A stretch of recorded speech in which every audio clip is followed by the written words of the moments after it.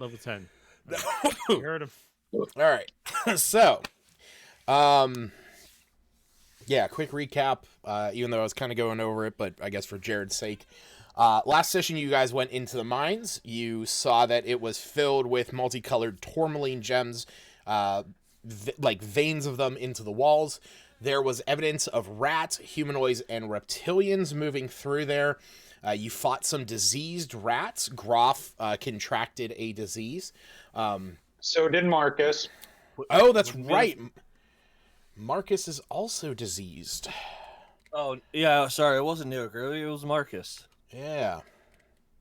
Hey, I said one of your pets' name. I just said the wrong one. You then found a big bottomless shaft, at which you encountered some kobolds attempting to sabotage the plank way down. That was a close one. During that, Kyra threw one of her arcane cards at the one, knocking it off, sending it to its potentially death or just endless fall into the abyss. Whereas the other one clambered up on top of the plankway where Gerard was able to charm it and gain some bits of information, such as that the leader of the kobold's name was Trex, that he was a winged kobold, and I believe that's mostly what you learned. I don't know if it was there or not that you learned that he speaks the human tongue. But you did eventually. Okay, yeah, that he speaks the human tongue.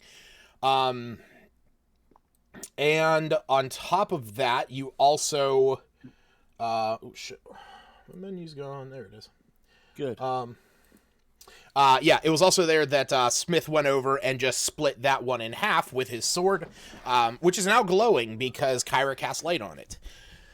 After that, you guys went down the elevator where you found some kobolds eating some rats, and you also got ambushed by 2 Grell. You started fighting against those, during which the kobolds came around the corner and fought Wu, but in the end you were able to kill the Grell. One of the kobolds escaped, and one of them was taken murdered when Groff showed up. You then deliberated about resting. Yeah, semantics. You then deliberated about resting, but determined it was better to keep moving. You then went on to the lower level, where you found a gondola that leads to the other side of the shaft. It was there that you met Trex. Where was gondola when the westward fell? That's a reference. I don't fell. Oh, I say I don't get that reference. I forgot the exact quote. Yeah. So you were able to talk with Trex. Gerard was able to convince Smith not to immediately just go in and start a murdering. Instead, what's that? Much to his chagrin. Yes, yeah. Smith was not the happiest. I swear, it's like trying to tell Kelv not to kick down that door and murder an entire family of farmers. Shut up. So yeah, you guys were able to talk with him. He explained to you all that the situation that had led to the kobolds being down there, which was that him and the other kobolds had lived up in the foothills of Kelvin's Cairn, and were recently driven out of their warren by a Yeti. They then, Trex then led them down here, eventually finding this mine, and was willing to, offer some kind of deal to the miners, but the miners basically saw kobolds coming in, at which point they decided they were going to run, and that was about it. So the kobolds decided they were going to sabotage the place to keep it safe for them, but he is still willing to work out something with the miners. He also explained that the kobolds are immune to the disease that the rats carry, and that they would be willing to eat the rats as a service for the miners. So a deal was struck, and a deal was also made with Wu, where he gets the fur from the rats. Super important. Yeah. Kyra then, as you guys were starting to make your way out, Kyra went to the other side of the shaft and found a Mind Flayer skull with a psi crystal inside. Once she grabbed it, she focused on it, casting investigation, or identify, sorry. At which point, you attuned to it, and the crystal started to not only glow, but you started to hear a voice in your head that more or less said, "Mayday, mayday, our ship has crashed in the mountains, and we are running out of supplies. We need help off-world, otherwise we will be forced to detonate the ship and take to the town for resources. Over." And there was also something that I sent Altman in a message last game about yeah. So You mean about yeah? So That'd be interesting to manifest itself. So yeah, that's where we are, and that's where we're gonna pick up. All right, so the little room I'm in, is there anything else in here? Other than the crystal I found? No, yeah, there's nothing else in where And you're the at. skull I shattered. Mm-hmm. And we're talking like shattered in like a dozen Oh, pieces. yeah, it like the skull just basically turned to dust. Okay. Dang. Well, I'm not an archaeologist. Well, I'm just gonna head out and regroup with the party. Do you have the crystal out, or do you have it put away?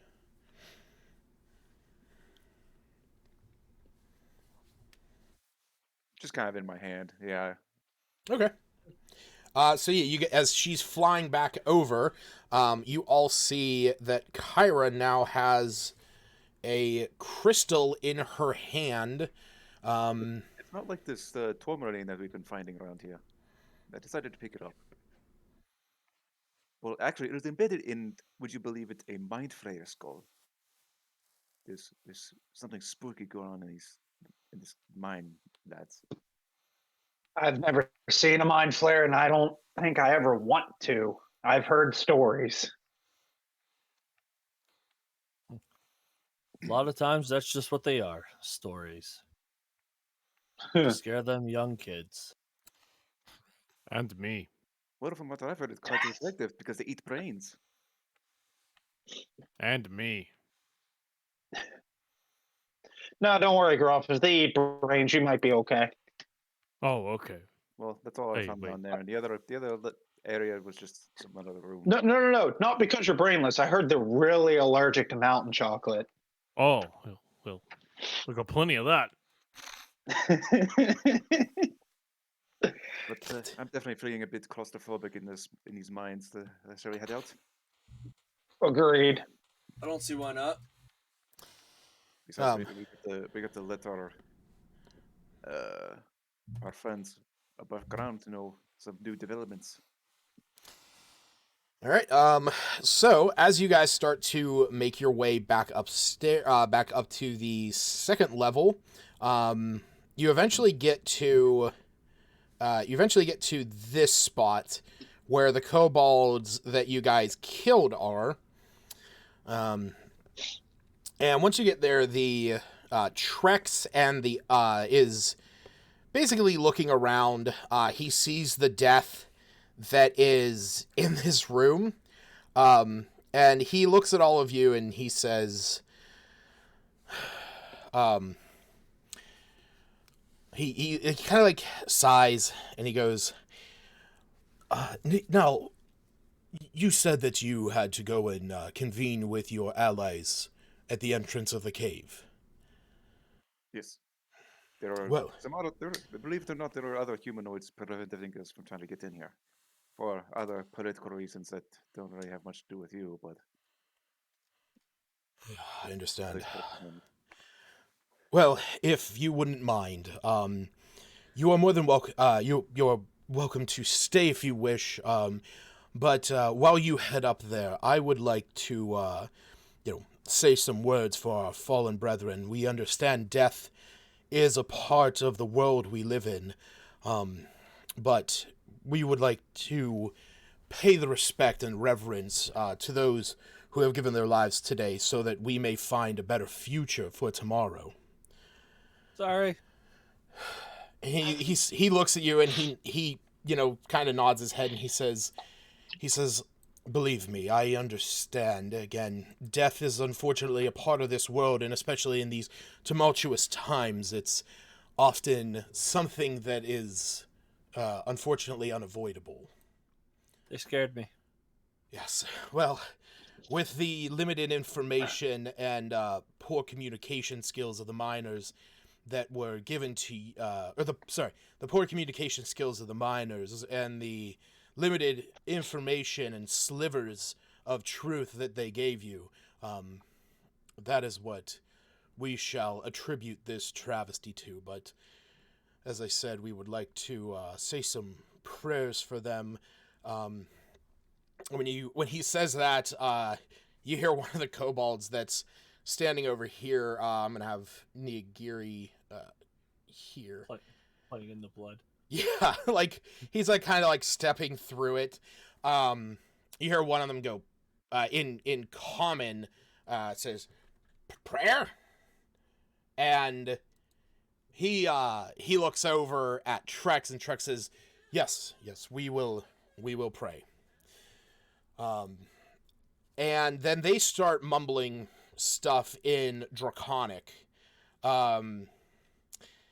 Now, as you're making your I way, understand that. yes, as so at this point, with the rest of you who don't understand Draconic, would you start heading out of there?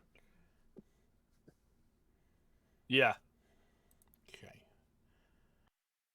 I'm gonna Is kind this of the way like out? leave an offering as I'm walking out. Okay. What are you leaving? I don't know. Just I'm gonna put a stone on top of each body. I'm assuming because there's stones laying around. Okay. So yeah, as you are offering this gesture, and the I imagine everybody else is heading out. At this point. Seeing him do this, we'll do the same. Okay. Were there any big boulders around? I wouldn't say anything big enough to crush their body, but I'm gonna place a large rock on their bodies. okay. Not knowing any better. You see Trex, he's just like, thank you. What is Groff doing? Groff's watching this, just like, yeah, I'm ready to go. Okay. So yeah, we'll say I Groff don't is sort of already leading the way. contribute. And so as you're all heading off, I'm gonna move these corpses over here, as they're kind of like setting up almost an effigy. Yeah, Gerard, you hear the kobolds that are there, the ones that the other three kobolds. They start muttering something, and while maybe the rest of you might think that these are their prayers, Gerard, you hear the one say, "Why can't we just eat them? I mean, we always used to just eat the fallen. It was easy. Gain their strength, it's good food." The other one looks over and says, Trex said that we're not doing that anymore. Ever since we left the mountain, he said he doesn't want us to do that anymore, so we're not doing that. And the third one, he looks up, he's like, "Shut up, both of you. He can still hear you. He can still understand us." And the first one looks over and he says, "Can he? I don't even know if he can. He doesn't speak to us in our language anymore." As they're doing this, before Trek says anything, Erard will speak in Draconic and go, "Just because he can't doesn't mean all of us can't understand you." You see their eyes go wide, And you actually see Trex kind of like step up, and he's like, I'm sorry? I'll go back to comment. I'm gonna just say, did you not hear them? Or As I said, we are. They're saying their prayers. uh, Oh boy. Erard will just kind of lean over and be like, "If you can't speak Draconic anymore, that's perfectly fine. It's between you and me." But they weren't speaking their prayers, and he'll just turn away and leave it at that. You hear a bit of sigh. Is he not a kobold, Drex? He Is is. it Trex or Drex? Trex. He's a kobold. I have a picture of him. Ray, up in yeah. If you just cardboard wings. Yeah, if you just scroll up a hair in Rime of the Frostmaiden, yeah, he has wings made of like cloth and sticks. It's just become so advanced. He doesn't speak Draconic anymore.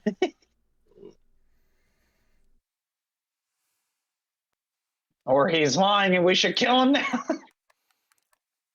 I mean, that's up to you. Do you want to No. make an insight check? But yeah. Like, I don't know. Erard will definitely like just tell him, we'll be like, if you can't, just what I said, if you can't speak Draconic anymore, that's fine. It's between us. But just because I heard one of the kobolds say, he said we weren't going to do that since we left the mountain, and he doesn't talk to us and we're talking anymore. I'm assuming they've been together for a while. Yeah, he nods. He says, yes, we the old barbaric ways of the kobold was to eat the fallen, and it is far more humbling to honor them. Some cultures believe you gain their strength. That is what I'm trying to get away from. I completely understand, because in all honesty, I'm pretty sure if I go down, Groff would eat me. Or the raccoon dog.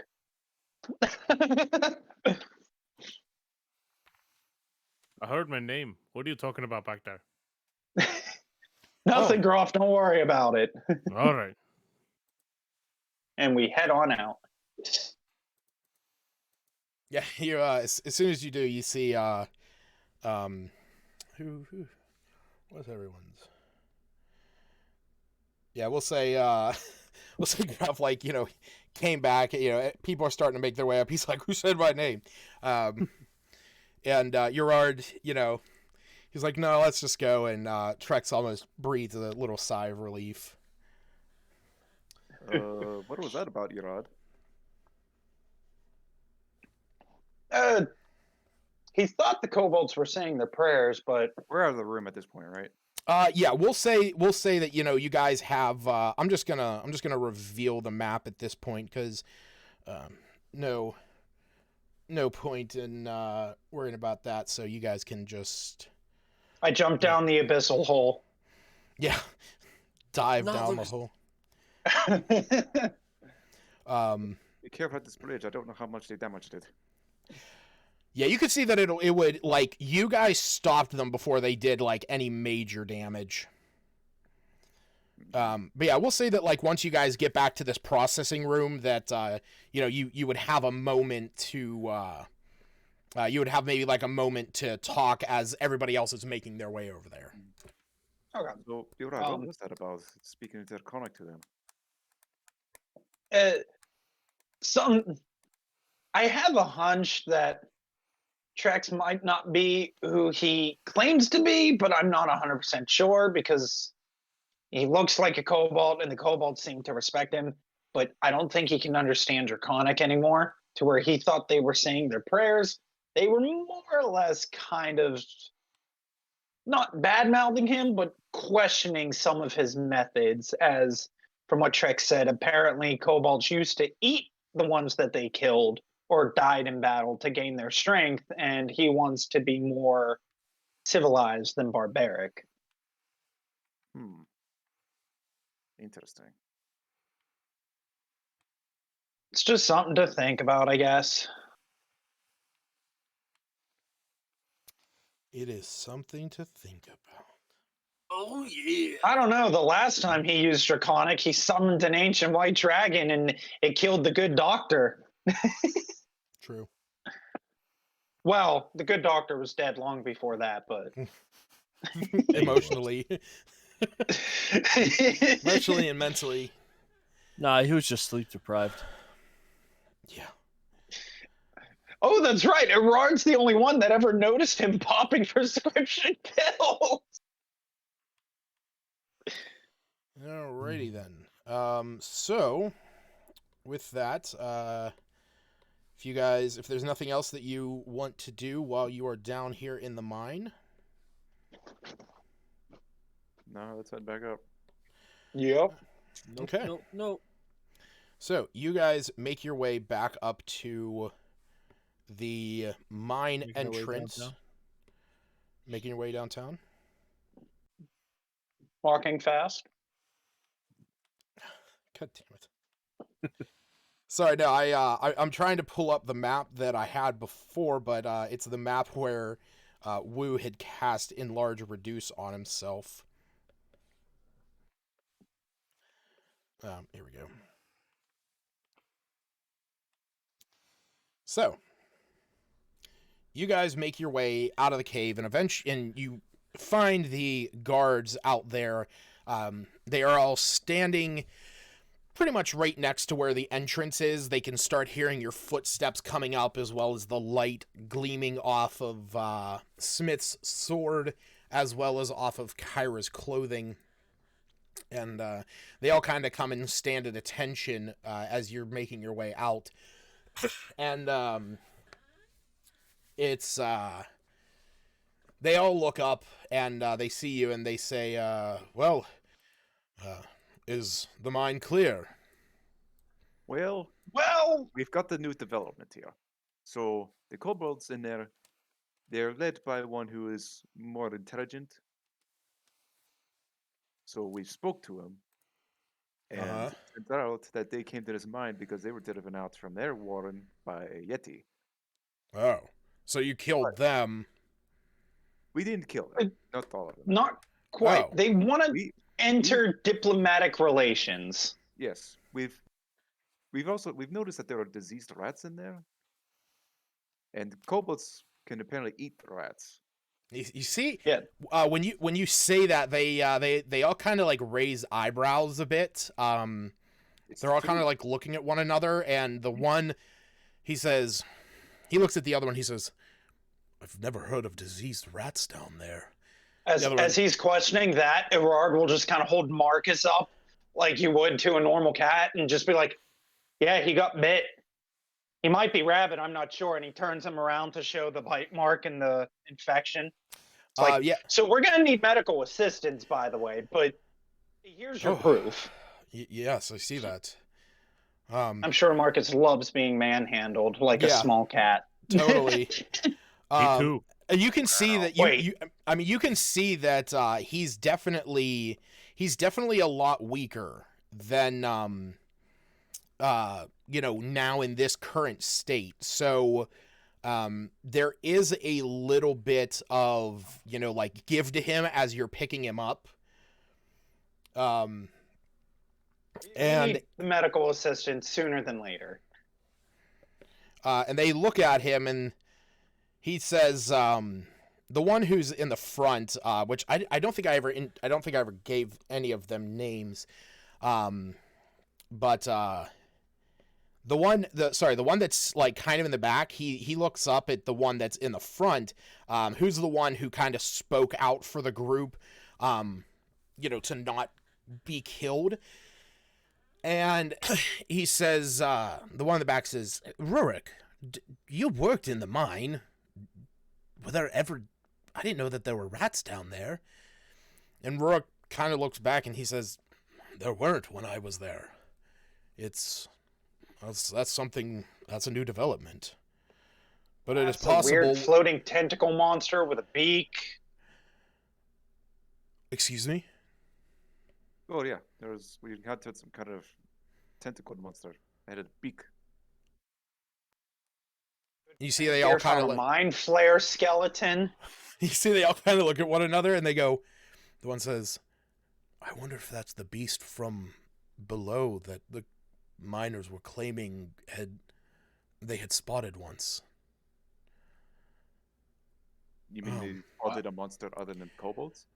They said some kind of monster had come up from the central shaft. I mean, rumor has it that it leads down into the Underdark, into a series of caverns where who knows what dwells down there. When I used to work in the mine, when I was a little younger, there were very, you generally stayed away from the shaft unless you were going across the plankways, and there were, harnesses that you would attach to the wall and whatnot, in order to not fall down. But not too long ago, the miners had claimed that apparently there was something mysterious that had maybe come up from underground. That actually sounds exactly what Bolts told us, because they said this weird monster would come up from the depths and it dragged one of their own down with it. We've seen or heard from again. Your mind might have a lot more issues than just kobolds that want to enter diplomatic relationships. Yes, that's what it appears like. Well, lovely. Rats that carry disease, creatures from the depth, and kobolds still. Well, the kobolds said that they would take care of the rats. They're immune to the disease, so they said they'll gladly, fend off the rats from the miners. And it's almost on cue as you're saying that, and you get up. You hear the crunching of snow behind you, as you see the 4 kobolds coming up. Trex leading them, and he says, "Indubitably, we strive to make a deal with the miners and with the folks of the town here in order to pay our keep, in order to keep the miners safe, so that we may have a place to rest and stay out of the elements." And you see all the guards, they kind of take a step back, and they have their weapons ready, kind of anticipating that this might be some kind of trick. But when you see that Trex doesn't, none of the kobolds do anything aggressive, they all kind of stand down a bit. And Rurik steps forward, and he says, "So, your intentions are to eat the rats that have shown up there?" And Trex nods his head yes. And he looks at all of you and he says, "And you've brokered this deal for us." Well, Correct. we've got to let Yeah. Grandmaster know about it. Surely he would like to know about this situation. Yes, this is going to be quite a bit of information for poor old Oris. Well, if that is actually, it's going to get his mind back, so it can't be that bad. Yes, it is definitely going to be. It's definitely going to be to our benefit. But I just hope that when this is all said and done, things can go back to a bit of normality. Indeed. Well, shall we head on? And he gestures for all of you to kind of lead the way. Before we all, Mm-hmm. sorry, I was just gonna say, before we all start walking off, Gerard's gonna kind of stick towards the back, and he's gonna gesture for Trex to come up and talk to him for a moment. Okay. While they're walking away. But okay. You can go ahead and say what you were going to say now, Altman. So, no, I was going to say it's off to Tourmaline then, gentlemen. Gotcha. That's all I was going to say. All right. So we'll say that your main group is kind of marching up forward. The guards are kind of on the side, almost forming like a phalanx.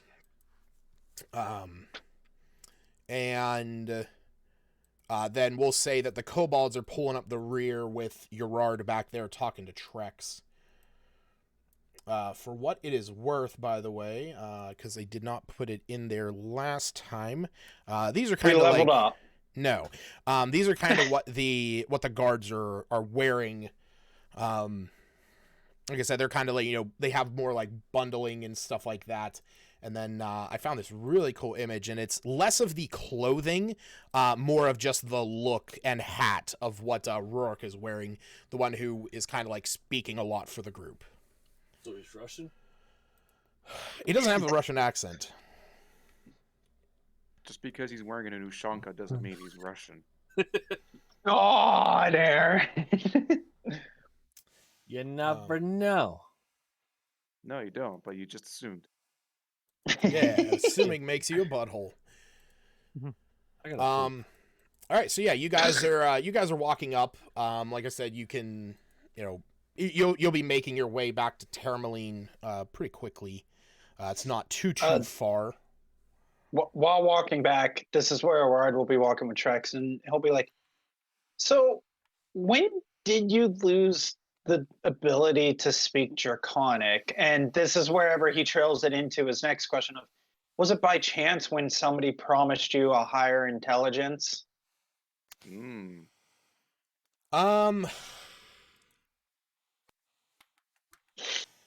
looks at He's you. not saying this like too loud. He's trying to like keep it lowish. Great. Yeah.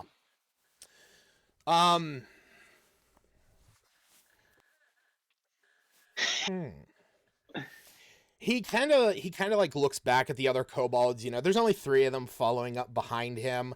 As you ask him this, he listens to the words, and he kind of like peers back behind him. He sees the other kobolds there, and he increases his gait just a little bit to, kind of give a little bit of a buffer in there. And you can see that when you ask this, he kind of puts his hand on that satchel that he had with him, kind of grasping it a little bit. And when you give him the moment to answer, he breathes this almost exasperated sigh, and he says, "It's not exactly like that. It was about 2 years ago.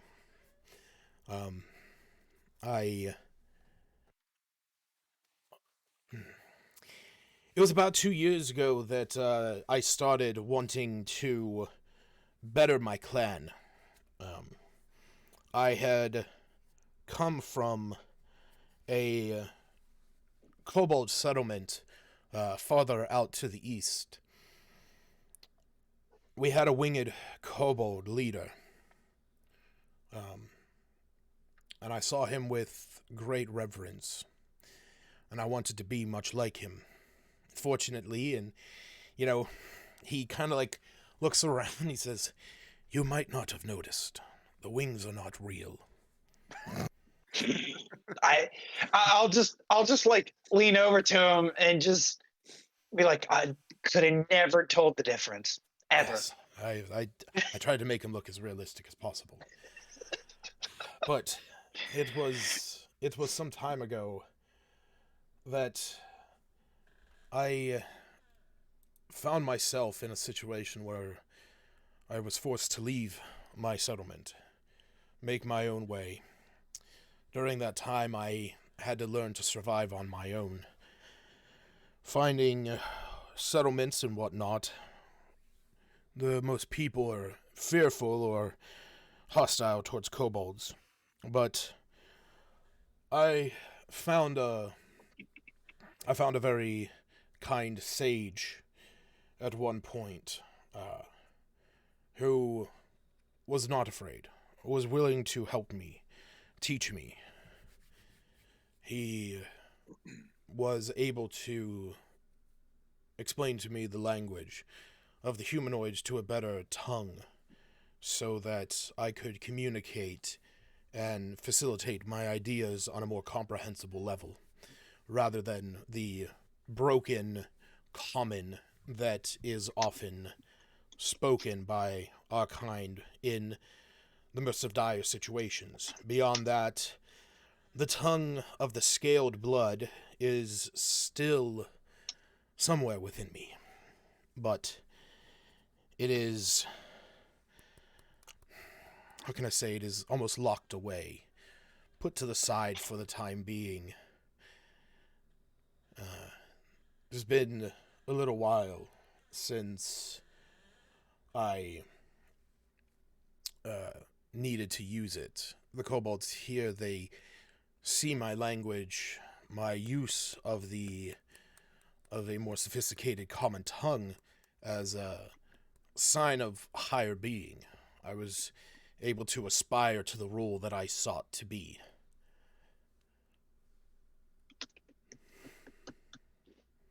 You know, believe it or not, you're not the first person that's told me about this mysterious sage person who's been awakening creatures.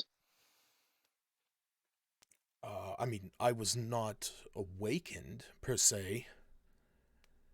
Yeah, I'm not sure what you're referring to. I've been told by, as you can see, as he gestures to Neoguri and Marcus, I'm akin to animals and whatnot. We've came across two different animals that described not the exact same, but similar things, to where a certain druid, sage, priestess, what have you, would offer them something to better themselves. I've met an awakened plesiosaur, and I've met basically an elk that could talk in full sentences and became a leader of its pack because of that. And I'm starting to wonder if all of these are connected somehow. That's why I figured I would ask you how you became the way you are now. You definitely see, like, this surprised look in his eyes. He looks at you and he says, so you are telling me that there is a powerful mage being Did out you there. by chance get a name from the sage? The sage, as far as I'm aware, he is probably passed, but his name was Alawar. Sorry, no, I take that back. Fuck. I lost it. I was going to say, because the name I have here is Ravison, but I don't know if it's the same guy or not. Give me 1 second. Sorry.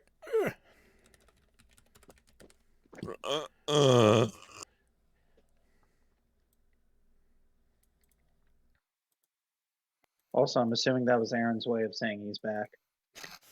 What do you mean? I never left.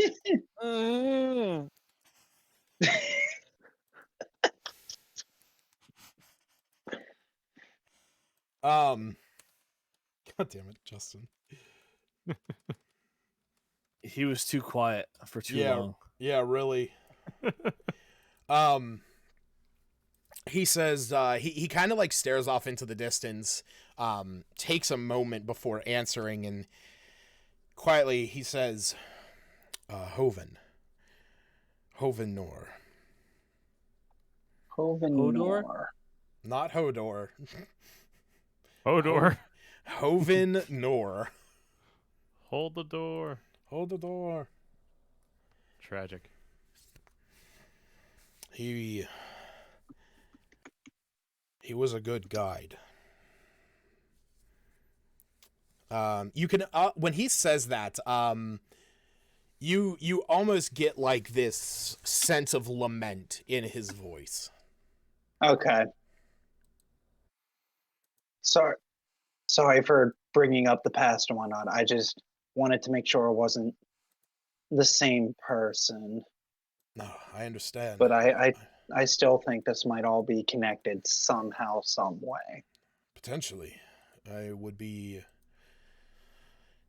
If you were at all able to introduce me to this, you said... Did you say the name, or were you saying that out of game? I was saying that out of game, just saying that was the name I had. He says I would be interested in meeting them. They may have known. I'll be interested in meeting this druid as well. Well, we might have vested interests in the future.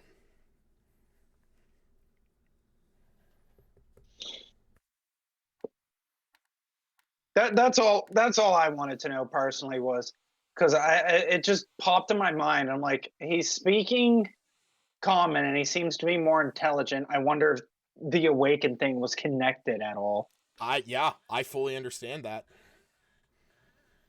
Damn it, now I have like 3 people in my possible enemies. All right, so yeah, we'll say you guys get back. The rest of the march is fairly quiet. A lot of like back glances towards the kobolds as you march along the way. Making sure that they're almost staying in line. Now it was session. Shoot, I never updated the calendar. Well, session 16. What the shit? Oh, yeah. No. Yeah, along the way. Yeah, session 16 started out with you guys, making your way up to Termaline, so it's only been just the same day. Okay, so we're still on session 18 for this day. It has, technically, you guys have, Gerard and Kyra, you guys have been in Termaline now, or you guys have been in Icewind Dale for a full 10 day. Disgusting. I hate it here. It made me depressed. So I'm going to say that it's been a couple hours. And you guys are going to be returning in the evening, closer to like 6 o'clock. The sun has been down for some time. The march back to town is blustery and windy. And much like last time, as you arrive up to the town, you can see the lights on in the buildings. And the guards, they look at all of you, and they look back at the kobolds, and they say, Rurik walks up to you and says, "How are we going to handle this?"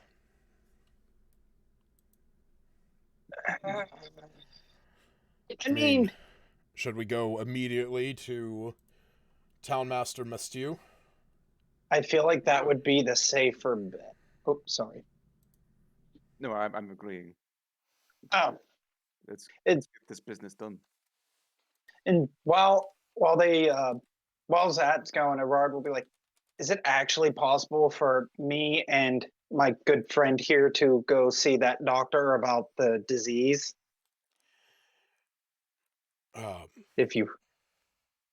This is the part where we find out there is no doctor. And he kind of like looks at all of you, and he says, I mean, what doctor? Damn it. Don't you have like anybody that like could help with this by chance, whether it be magical means or physical means? We used to have a doctor in our party, but then he broke his legs. And he kind of like pauses for a moment, and he like stops and thinks, and he looks at the others that are there, and they all kind of like look at one another. They got each one of them kind of shrugs a little bit, and he says, the one kind of like speaks up, and he says, well, there's I believe there was a healer up in Lonelywood. That's the closest one that I'm aware of here in town. It's a lot of self remedies. And he like when he says that he just kind of like does this, like drinking. Hmm. Hey, maybe he knows our doctor that we used to have. It's very possible. Well, we'll see if they can help. I mean, I have some general knowledge, but not a vast amount. Let's go to the town master first, or Groff, do you want to go get your infected bite cleaned out first, and we go to the doctor, and the rest go see the town master? Well, what? Oh, Wasn't Groff the Yeah. one that was diseased? Yeah, Yeah, Groff, no, he you was. took a nice Right, bite. Gerard will I just mean, point to the weird festering bite on his arm. I mean, I've had worse, but if you think that's for the best, guess we'll go find a doctor. I will say that when you start talking about this, you actually see Trex.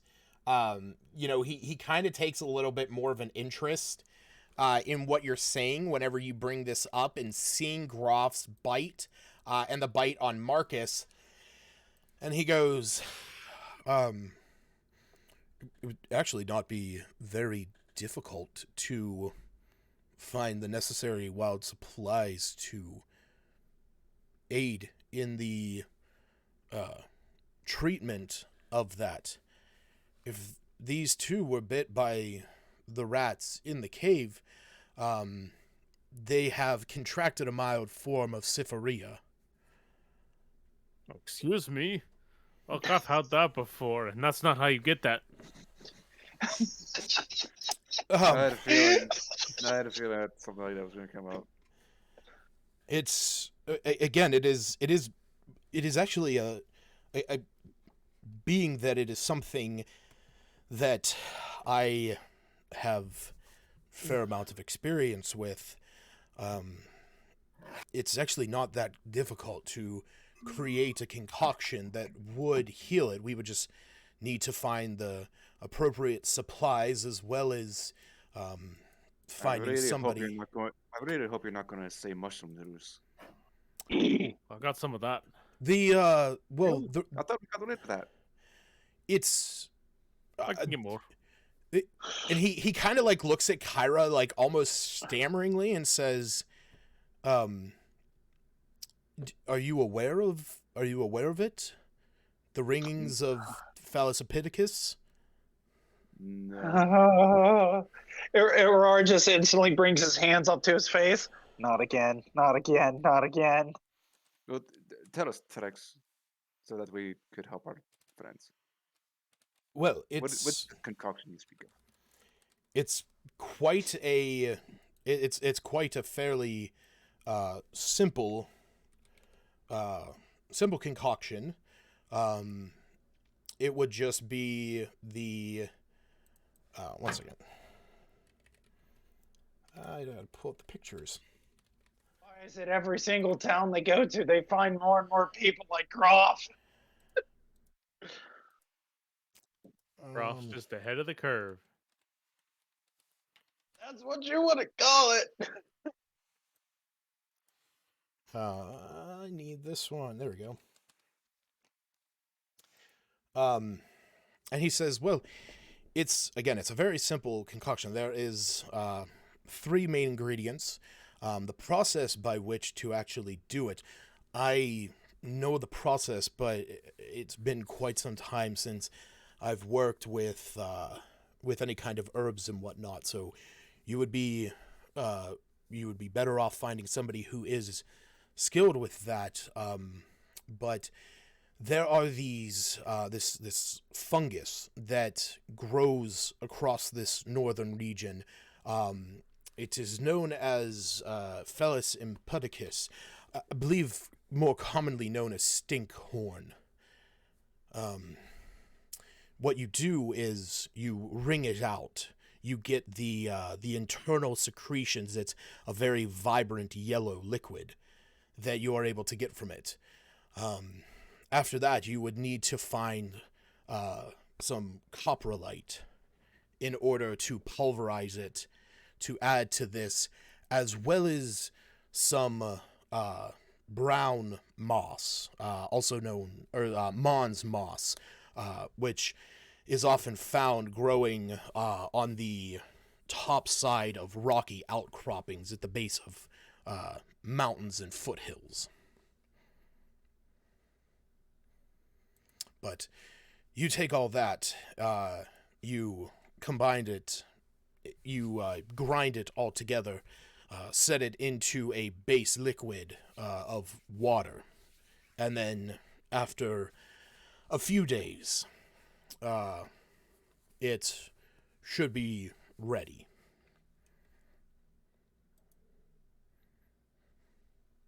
Find that stuff all the Ow. time, just walking around. It is how something. long. It is something very common amongst the gnomes. They oftentimes use it as libation. Cheeky little bastards. I don't know how long Marcus has, if he even has a few days, but Well, if we are able to find someone in, and he kind of looks over at the others, and he says, if it is true that the next town over would have a healer, it is possible that they might have the necessary skills, or they might just be able to accommodate your needs.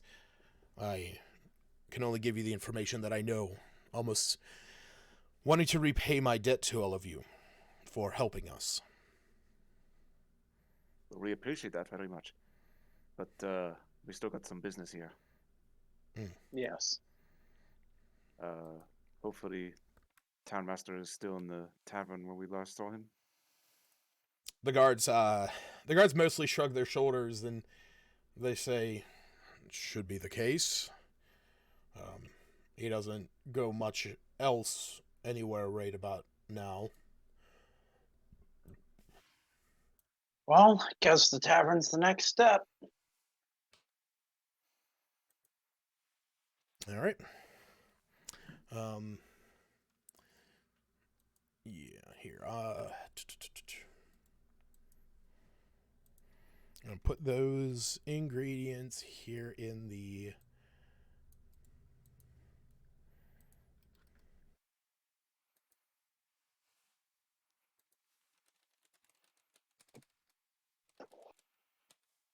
There we go.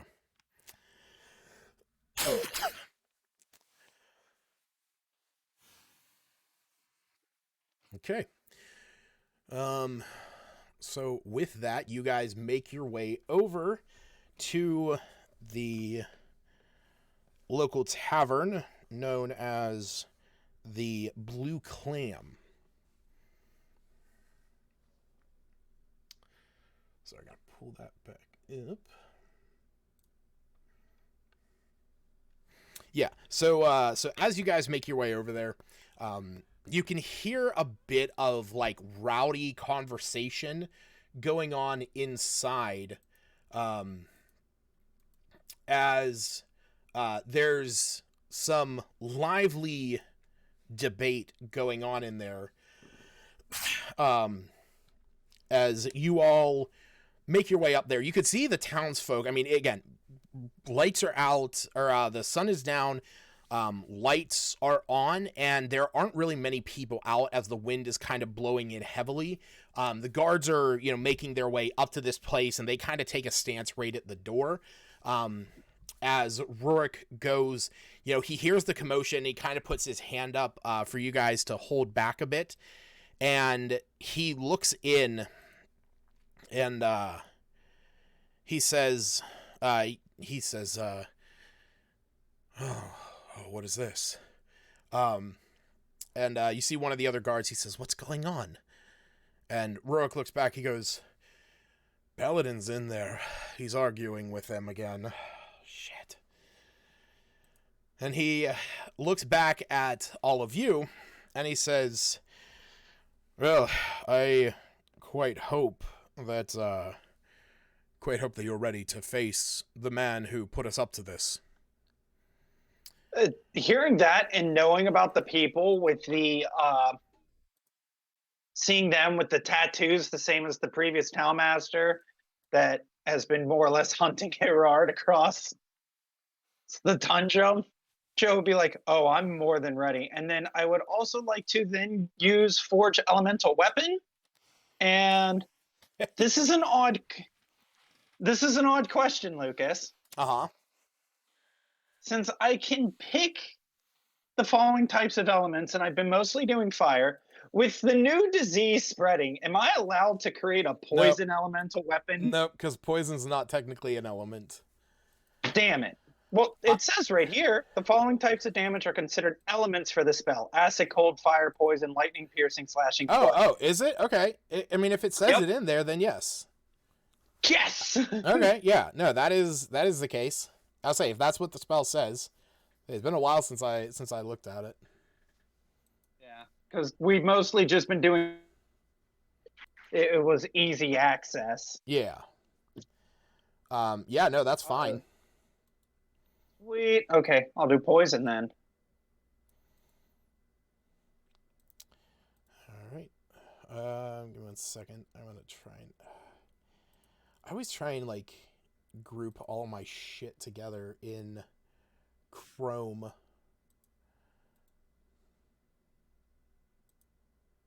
Because I am down to only cantrips. Well, not necessarily, but. Yeah, I mean, you got some stuff that you can do. Not a ton, but some. Yup. All right, so as you guys push open the door into the blue clam, much like before, you peer inside. Unlike before, where there was, there was a fair amount of people in here kind of warming their feet on the benches next to the hearth, and this sweet smell of spiced chili filling the air. You actually don't really get so much of that. It's kind of overtaken mostly by the sounds of this argument going on between who you see standing there. So you guys see Oris Mastiu, the half-orc town master that you guys met before. Put the name. Oh, I hate that it does that. Go. Oris Mastiu. And you see, like, kind of standing, face to face with him, is this man who is pretty barrel-chested, but is wearing decent armor, and something that you actually all kind of notice, and especially Groff notices this. He is wearing armor that is far above his station to be like up here in Icewind Dale in a random town that, granted, Termaline is one of the bigger towns. It's not, I mean, it's a bigger town. It's not one of the bigger towns like like Bryn Shander or like Caer Konig or anything like that. Like, it is, like, he is wearing stuff that is far above his station. Hey guys, we're not quite qualified probably to beat that guy. And Well, why do we gotta fight him? We can talk this out. We're not qualified for a lot of things. We're probably not qualified to talk to him. You may want to get on your knees. He goes up and, like, you see Baladin, the man who was referred to as the captain of the guard. He's like standing chest to chest with Oris, and he says, "This town needs somebody that will lead them, somebody that will put the right men in for the jobs. You haven't been upholding what you need. The mine is going to fall into failure because of your attitude, because of the way that you want to handle things." And you see Oris, he takes a step back. He looks Baladin up and down, and he says, "That mine, I know, is our livelihood, and I want it back up as much as anyone else. But We need to find somebody that is willing to go in there. I have sent a group up there. I've tried to send the men up there. It has not happened. They... excuse me, hello? Didn't we just come from a mine? We may have done this. And like Yeah. as you're about to say this, he looks at Baladin. He says, "I need your help with this." He's like, "The militia won't listen to me, and you won't listen to me. You need to go up there and clear it. I have tried." And then he sees all of you as Kyra speak up. He goes, "Ah, here they are. In fact, the very ones that I have sent them up. And he like with a look of desperation almost. He runs up and he says, "Do you have good news?" Well, we certainly got news. we interesting news. news. There's a lot of developments. I don't know if this public forum is appropriate place to discuss it, but as you can see, we've got some of your guardsmen and we got some kobolds with us. And he looks back and he says, you see Baladin, he sees his guards standing there next to the kobolds, and he says, you see, you have captured them and brought them alive for execution here in the town, I see. And that's when Erard will step in or along with Kyra and be like, not quite. Diplomatic relations. There's a lot worse in that mine than kobolds. Trust us when we say that. But the mine is going to be back open with some new help to protect it. You see Baladin, he kind of like looks at you with like almost a mixture of curiosity and also fury. And he says, "Is that so?" With a shit-eating grin, Edward will just go, "Absolutely." So here's the deal. We were talking to this leader of the kobolds. He goes by Trex. See? You see Trex stands up and he says, that would be me. I am the leader of... And he turns around. He says, "The three that remain." Yes, exactly. See, he cares enough about making good relations that he's learned common. So anyway, the kobolds and this group of kobolds, they were driven out of their previous war by a yeti. So they took refuge in your mine, which we all know this. So when we went down in there to investigate, we encountered diseased rats. As you can see with my friend Groff here, he got bit by one. We need to take care of it, but it's pretty nasty infection. It's green now. However, these kobolds, they eat it smells. They can eat the rats. Pee on it might change colors. The kobolds can eat the rats with no issues. So once we got to talking, we figured, why not set up a deal that benefits everybody? There's diseased rats in the mine. The kobolds can eat them and then stay there. And just don't forget the tentacle brains with beaks. I was getting to that. Well, forgot. Okay, I did kind of forget about that for a little bit moment. But anyway, we figure we could have a beneficial relationship between the kobolds and the miners of Tourmaline. So kobolds can just live in the mine. They can eat and hunt the diseased rats, so they don't bother the miners. The miners can go about their business mining for the gemstones. Open up the economy back up again. Bob's your uncle. Everybody's happy. You almost see tears forming in Oris's eyes as you go over this whole plan that has this whole deal that has been brokered between yourselves representing Tourmaline and the kobolds, and he has this big smile on his face. And he turns around with a renewed vigor, and he looks at Baladin, and he says, You see, they were able to do it. You refused every time to go to that mine and put an end to it, and I fear that you know what? I would say it's better that you didn't. I would say that it's better that you did not go, because I feel that with your attitude, with who you are, it would have led to simply more death.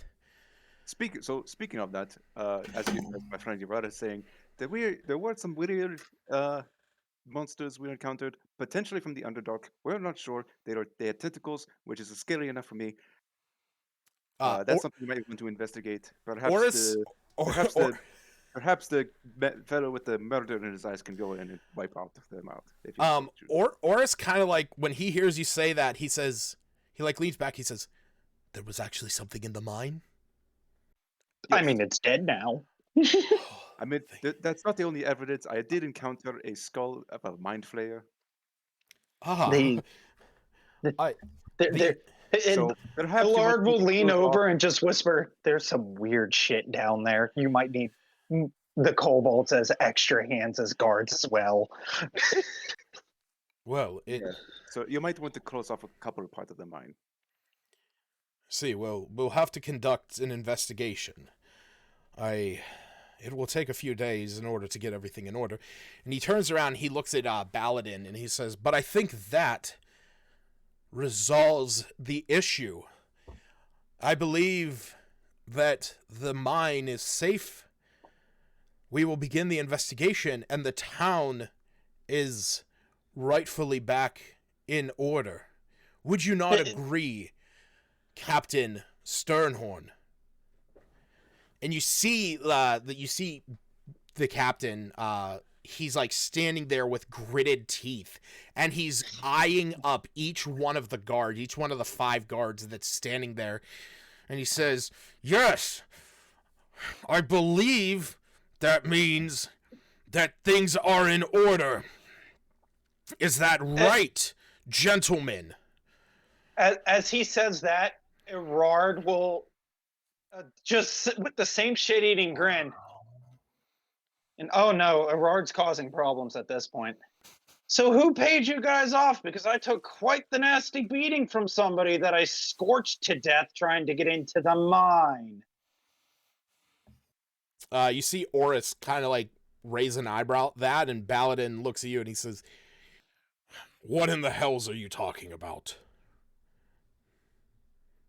Erard will gesture to the guards and be like, "After we made friends with them, they weren't allowing anybody into the mine. They were guarding it, preventing us from entering, not to eradicate the kobolds. Being the leader of the guard, I figured you would have some sort of morals or standards. Why would you be guarding a mine and attacking anybody that got near it?" And he looks at all the guards and he says, "I don't know. That is quite a development that my guards would be impeding any kind of advancement into the mine to clear it for the benefit of the town." Could I do an insight check? Oh, sure. Go ahead. I was going to say, just with the gritted teeth, Erard 100% believes that he was the one that was paid off, especially with 20. Hell yeah, let's go, Woo. Yeah, I mean, this is not. This is very blatantly that like you're watching a man. You're watching a man back himself almost into a corner of rage because he knows that that his plans had just fallen out beneath him, and it's almost as if he's like a cornered rat getting ready to fight or flight. That I'm assuming I see him like getting like really defensive. Oh yeah, like his whole body posture, like arms in front of his body. You know, he's kind of like as he's like, even though his legs haven't moved, Woo, you're noticing that as he was speaking and saying this, his shoulders are now parallel or perpendicular with the side door out of this place that leads out to the pier. Almost as if he wanted to, he could, you know, go that way at any second.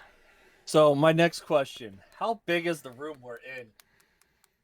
Well, we're in a tavern, so it's... Yeah, I'll say yeah. You're in a tavern. I mean, it's big enough for, you know, a couple I'd say like a good, dozen and a half people to fit in there. It's a decent sized place.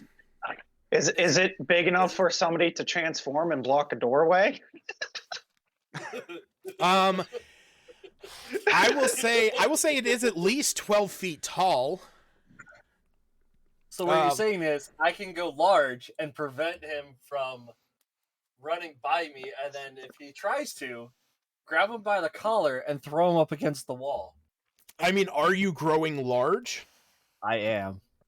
Okay. And He didn't as run, soon though, as yet. Erard notices Wu growing large, Erard will just go, was it by chance somebody with a dragon tattoo?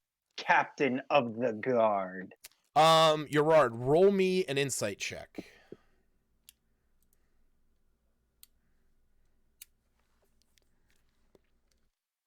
21. His eyes go wide the moment you say this. It all Oh, comes I'm sorry, I back need to the mafia. I'm sorry. I need a refresher. What's with the dragon tattoo again? It is the mark that Gerard saw on Speaker Nerith Maxildanar, denoting And his alliance. And the monk that he scorched in front of the Right. mine. The two monks that you guys were fighting right outside the mine, the one that he was able to kill had the same marking on him. Got it. Thank you. Connections. And I'm just gonna, as I go large, I'm gonna I advise you to stay where you are. you see the guards behind you. They're almost like looking over at Baladin. They look over at Oris. They look over at all of you. Baladin looks at them and he's like, "Gentlemen, believe we have a discussion to have."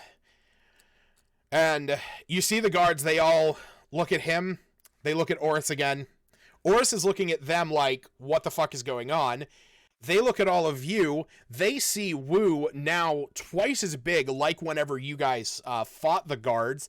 And they all take a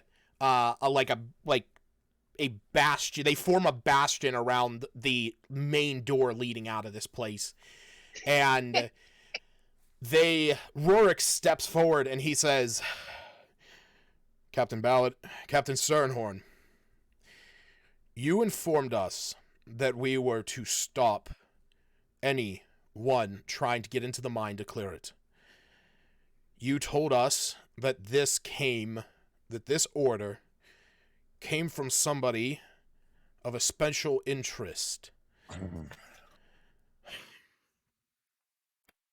One of our gentlemen, our brothers in arms, died today because of that order. While they went in and handled what we could have, and he looks back at Trex and the other kobolds. He says, "We probably would have ended up slaughtering all of you. I do apologize for that." He turns back around. He says, "Something that we could have handled, that you kept insisting that we didn't.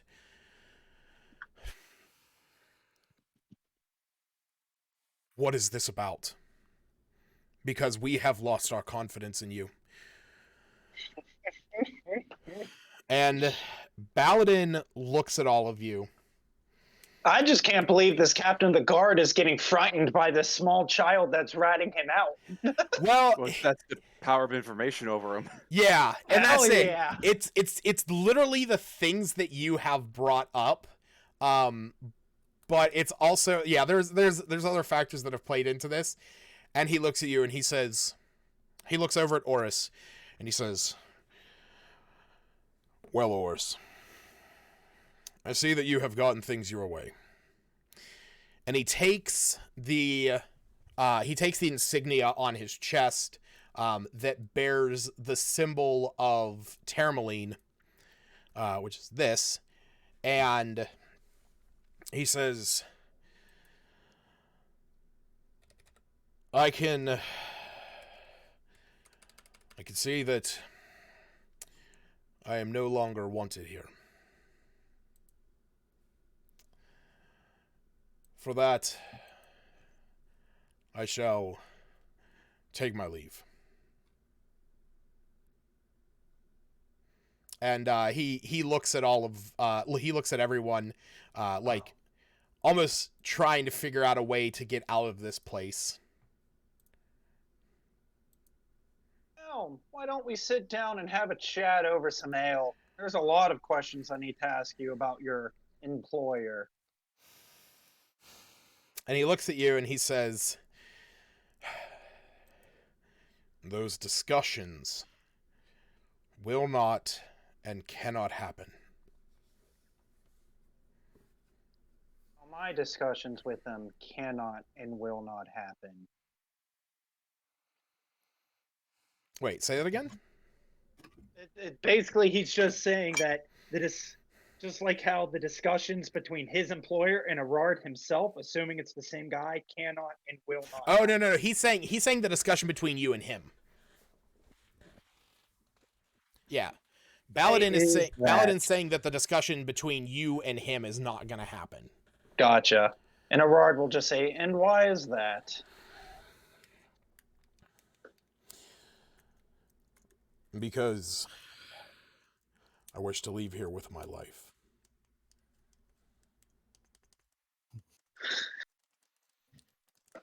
You know, funny enough, I thought the same thing. And yet I'm still breathing. You do not understand. Let me take a wild guess. There's a certain serpent that's watching over you that may chance take you down if you say anything wrong. He just looks at you and blinks. Blinks in Morse code, or he just like blinks once when you say that. Hmm.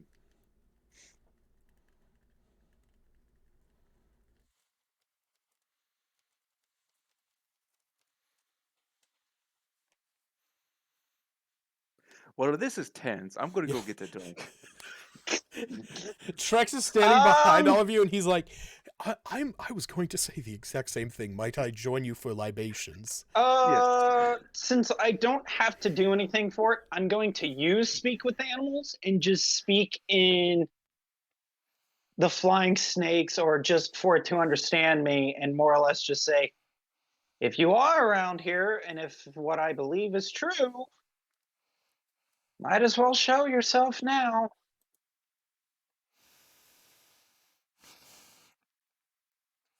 If I have to roll for it, I will. Like I said, I just did Speak with Animals.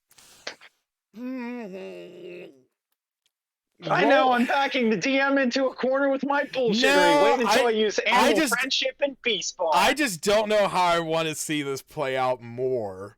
Roll me an animal handling check.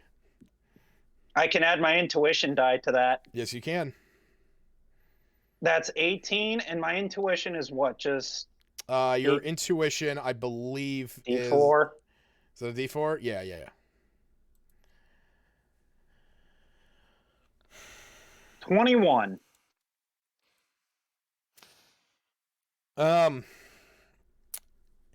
As you say this, I'm waiting for the flying snake to come out and start speaking in the voice that I know. Well, when you speak this, Kyra and Trex start, like, making their way over to the bar, where just kind of watching this with, just this is the juiciest gossip that has ever happened in his tavern. You see Vernon Bragg just like standing over there, like, constantly back and forth between whoever's speaking. Everyone else that is in the room, like, there is nobody can leave. So the room is just tense as fuck. And it's while Kyra and Trex are marching over to the bar that Gerard says this. You see a fuck, hold on. I gotta pull something up here. Give me 1 second. Oh yeah.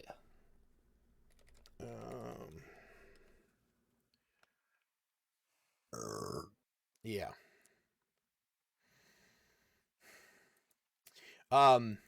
Whenever you speak this, you have this almost like parcel tongue, but with a bit of a Russian accent. And I love how we made that canon. yeah, and you see Baladin begin to writhe and like twist, and he's like, and like from behind, hidden under all this armor, you see this mark begin to form on the side of his face, almost as if a tattoo on his body was moving. And as it comes into view, it forms on his face. And it is this symbol. And I see he's upgraded. You see that as this happens, a snake's head of almost shadow appears out of this tattoo that has like formed up on his face. And you hear the familiar sounding, but not exactly the same, this serpent-esque parcel tongue with a heavy Russian accent that says, is it Das Vidanya? That's a goodbye, right? Das Vidanya is goodbye. Yeah. What's hello? Privyet. Yes, you hear you hear in that familiar Russian accent, Privyet, comrade.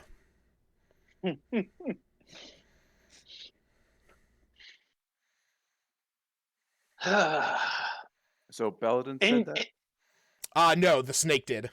Okay. But you do In see common- Baladin like grabbing at his face, but like as he is like struggling and like pulling at his skin, this marking is almost moving with it, but the head is like 3D, almost like a shadow appearing out of this. And he's just standing there like...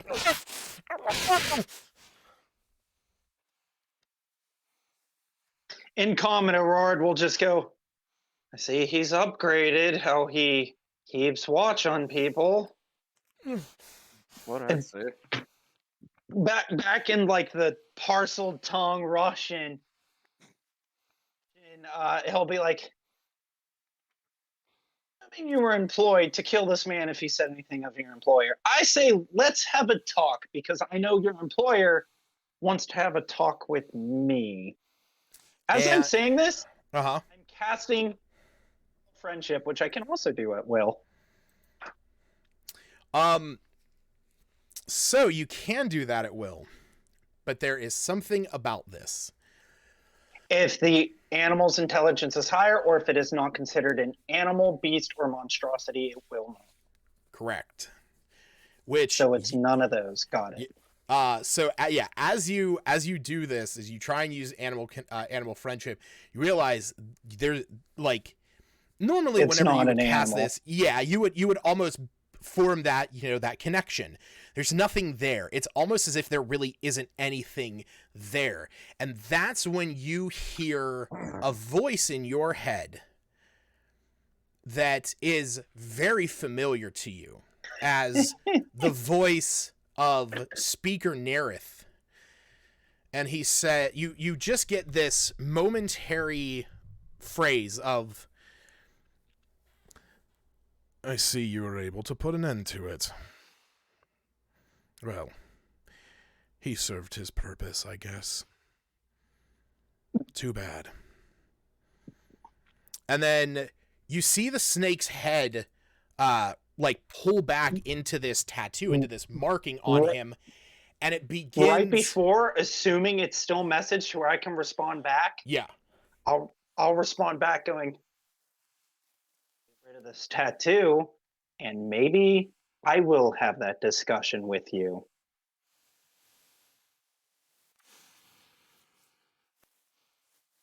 Roll me persuasion.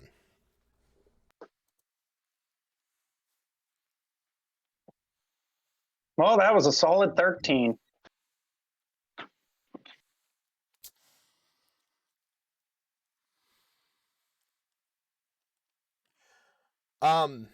There's a moment. You see this tattoo. It begins to move across his face. And granted, I know on here it's like it has like a big black circle in the background, but it doesn't have that. It's more like this. I found a better image. But you see that it moves across his skin, and he's pulling at it and struggling, and it begins to wrap around his throat. And you see that his face begins to, Baladin's face begins to turn purple. Shit. I don't have anything to remove curses. Does anyone do anything as you see he begins to fall to the ground kicking? The Edward will just instantly scream, "Damn you, Nerith! Kyra, do you have anything that can help here? I'm kind of spent on all of my spells." I mean, it's a shadow snake thing in his skin as a tattoo. I don't know anything. Baladin's just on the ground, just like pulling at his throat, like you know, it's becoming, his face is bright red. He's coughing. And he's pulling away like all of his armor pieces. He's like trying to rip them off as he's just.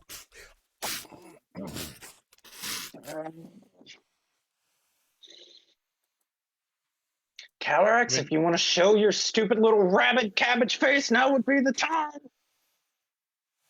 I mean, I can put him out of his misery. That's about it.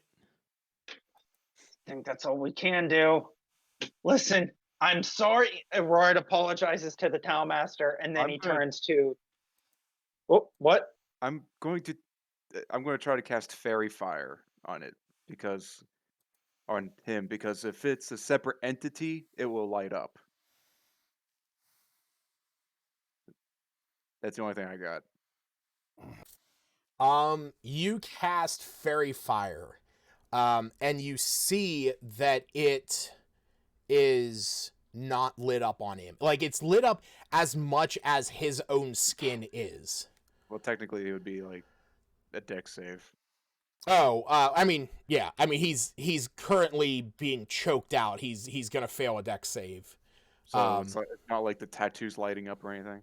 It's lighting up as much as the rest of his skin is. Okay, so there's not like a clear distinction. Correct. There's not a clear distinction between the two. If the snake wasn't a part of him, it would light up too. I don't have anything. Smith, Groff, Woo. Just say the word. I draw my bow. He'll just look to the captain of the guard and be like, "I'm sorry. Just know Nerith will pay." And he'll just turn away and gesture for Groff to do his thing as Erard's not looking at him because he can't bear to look at it right now. Not 20. Jesus Christ! What arrow were you using to shoot him with? Normal arrow. Okay. Where are you shooting him? Right in the eye or what? Oh, in the head. Yeah.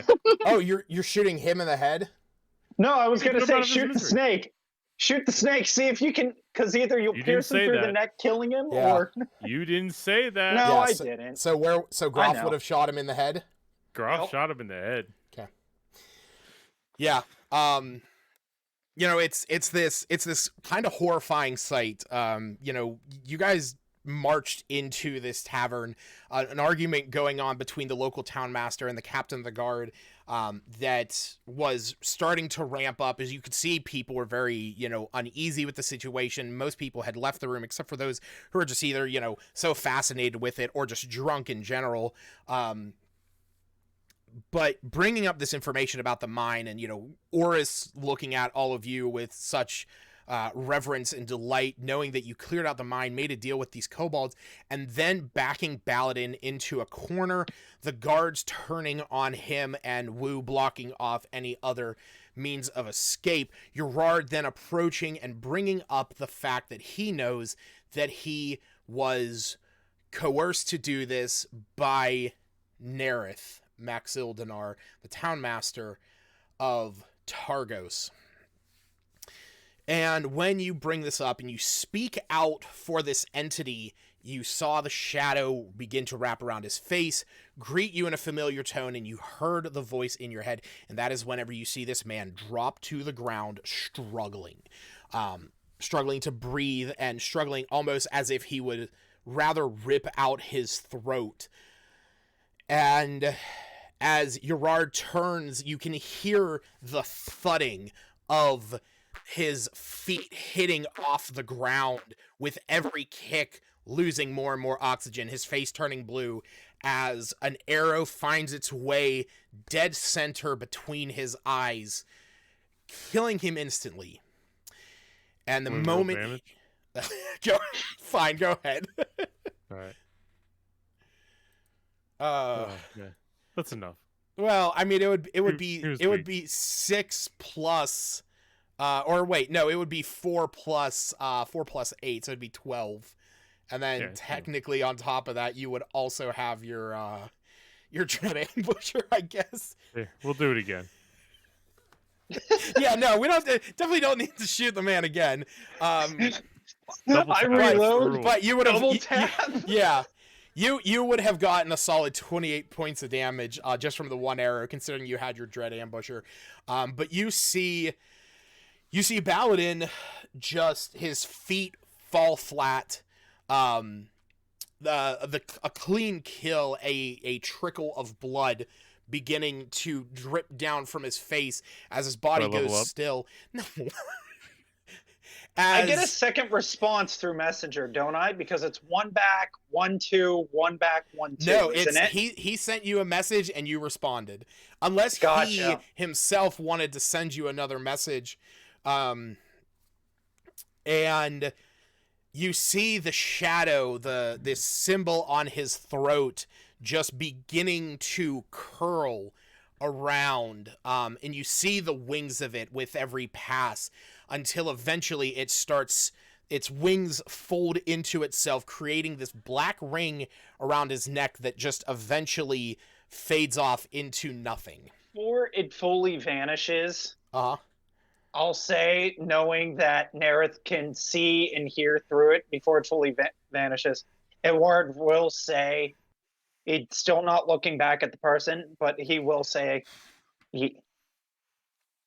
Sorry, I don't know if you heard me. I was just blowing dust off my keyboard. Oh, you're good. And he'll just say, this will end, Nerith. I promise you that. And then you see the black ring disappear from his throat. All right, Baladin Sternhold is dead. All right. Good kill, guys. Oh, I don't feel good about that one at all.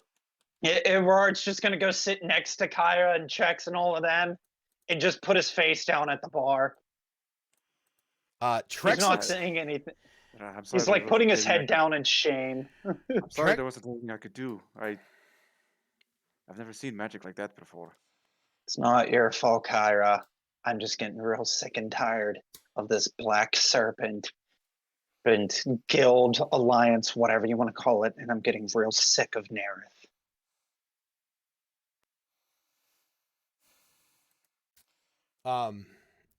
As you say this, you hear this this from behind, just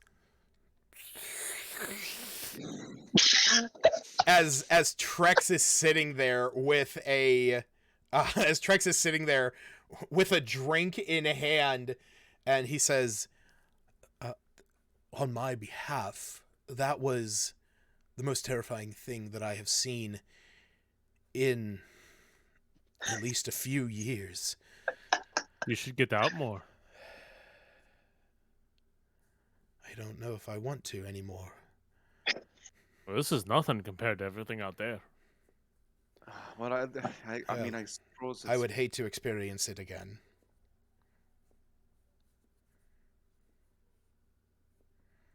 Or he says, I would hate to experience that again. Erard will eventually pick his head up and he'll look to the town master and he'll be like, where's the drunken doctor in town? I need to get something checked. You see Bragg standing off to the side. Vernon Bragg. He says, "Doctor, there's a doctor up in Lonelywood, not one around here. I mean, I heard there was somebody that did more at-home remedies. Just seeing if they could help somewhat to survive the travel to Lonelywood." And he sort of shrugs his shoulders and he says, they might have been referring to me, but it's more of, and he slides you a bowl of chowder and a mug of ale. He says, I think you need one on the house. I'll go for the ale. And the chowder can be for my companions. And you see, just like, where he was like fascinated before, like suddenly the attitude, or the air about the room is just like completely changed. Just this, horrifying sense of dread and uncomfort that is permeating the room. And you see Oris standing there, and he looks back at the guards and he says, we need to go and speak to the lieutenants now. We need to find out what the hell just happened. And the guards, they all, they nod, and it's with that they all rush out of there. As Iran's taking a drink, he'll look at the town master and he'll be like, I can explain for what I know and what happened based off of my own interactions with the man that did this. Who are you saying that to? Are you saying that's a town master or? Yeah. Okay. To the town master. And he looks at you and he says, okay. Yeah. I need to check in with the other lieutenants. God forbid something similar.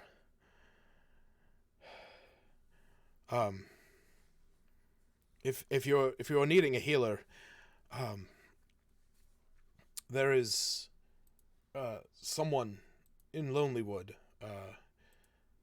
They are they would probably be able to help you. We send most of our ill there. It's about an hour's trek.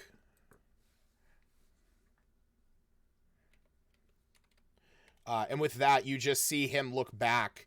He looks down at the still body of Baladin Sternhorn, and he looks over at two of the guards before they all take off, and he says, please handle that. I do not want anyone else seeing this. And he looks at the patrons in the room, and he says, and for all of you, for the sake of the town, this stays between us. And you see most of the people that are in there are either horrified, silent, or just so drunk they don't even know what's going on.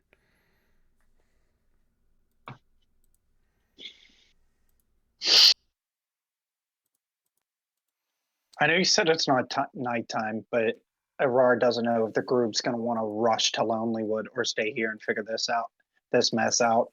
So he's just going to take his cup of ale and go sit in the corner of the tavern in just like an almost defeated way and just kind of sit there and start. I don't want to say praying because warlocks don't exactly do that, but Yeah, I mean, you can pray. trying to get in contact with Calorax in any way, shape, and form, or just telling him everything that's transpired for the time being, and just basically saying, I don't know how much longer I can deal with this, and I might need your guidance sooner than later.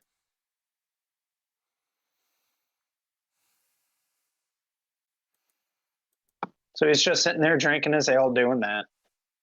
Okay. He's not Luke's gonna saying the be stuff looking out over loud, at though. him and be like, "Are you old enough to drink?"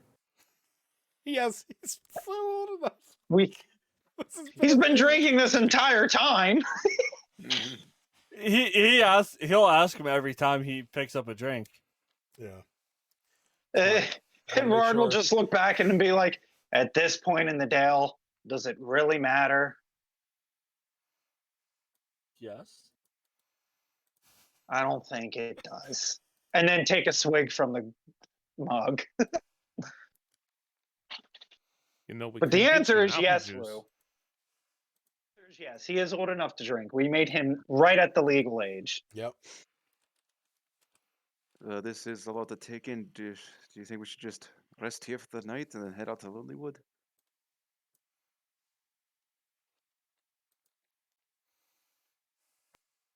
Might be the better option, and I'll allow the guards to figure out what they're doing. And it'll give me time to explain the situation somewhat to the town master.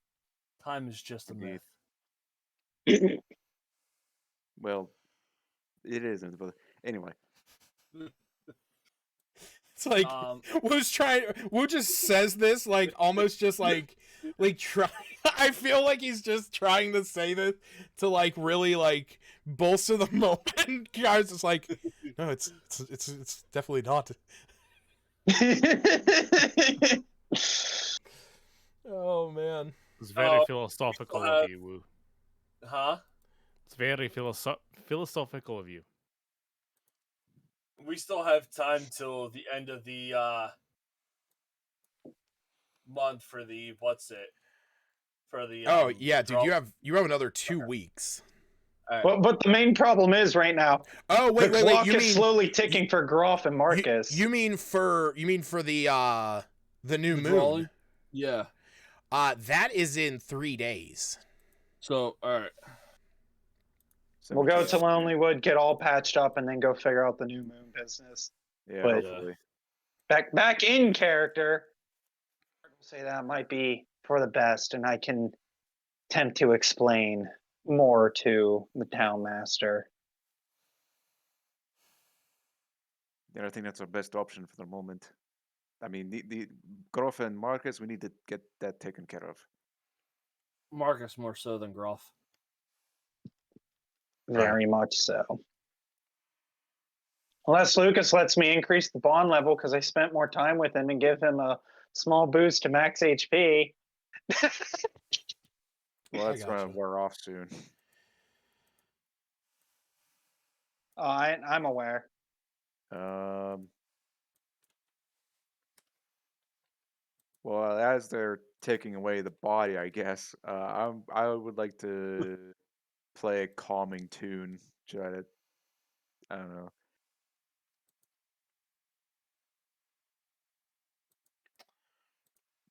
Yeah. Here's to a brighter tomorrow and a brighter Dale. Yeah, it's a fairly morose setting. Yeah. Oh, I want to go to the I don't have any of my notes pulled up right now. Who's the person that deals with leather here in town?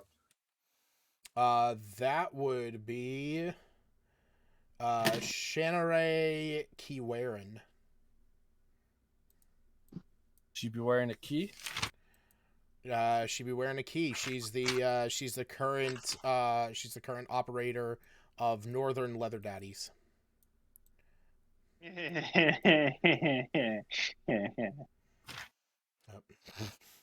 Oh, something funny. Jared.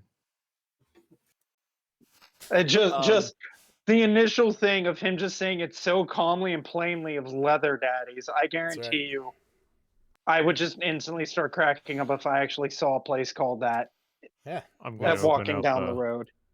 Gonna open up a store called Leather Daddies. Yeah. It's gonna be exactly what you think it is. Sex shop. I'm gonna go to the leather person. Okay. Have I talked to them here? Yeah. You definitely went and talked to her. You explained about how you guys were going up to the mine and that you asked her if she wanted if you had brought her pelts, if she would pay you, and she was just like, yeah, we'll see. So while you are going up there, what is everyone else doing? I know Kyra is playing a lamentous tune. No, more of a calming one. We don't. Okay. We need calm, not sadness. Yeah, I want to make sure Urad's not like alone. I was going to say Erard would gesture for the town master for him to attempt to explain at least what he knows. Groff? Groff's going to go get a shot to celebrate his headshot. Kind of a tradition he's got. Okay. Well, okay. Smith, what are you doing? Probably having a beer. Okay. Yeah, so I'll say this, Urard, town speaker Oris, he followed the guards. Okay. So yeah, and Groff and Smith are just kind of like sitting down next to you. Groff getting a shot, Smith having a beer. Smith, you get this almost there's this like momentary like sense about you of, as when Groff took that kill, you almost heard the phrase, should have been our kill.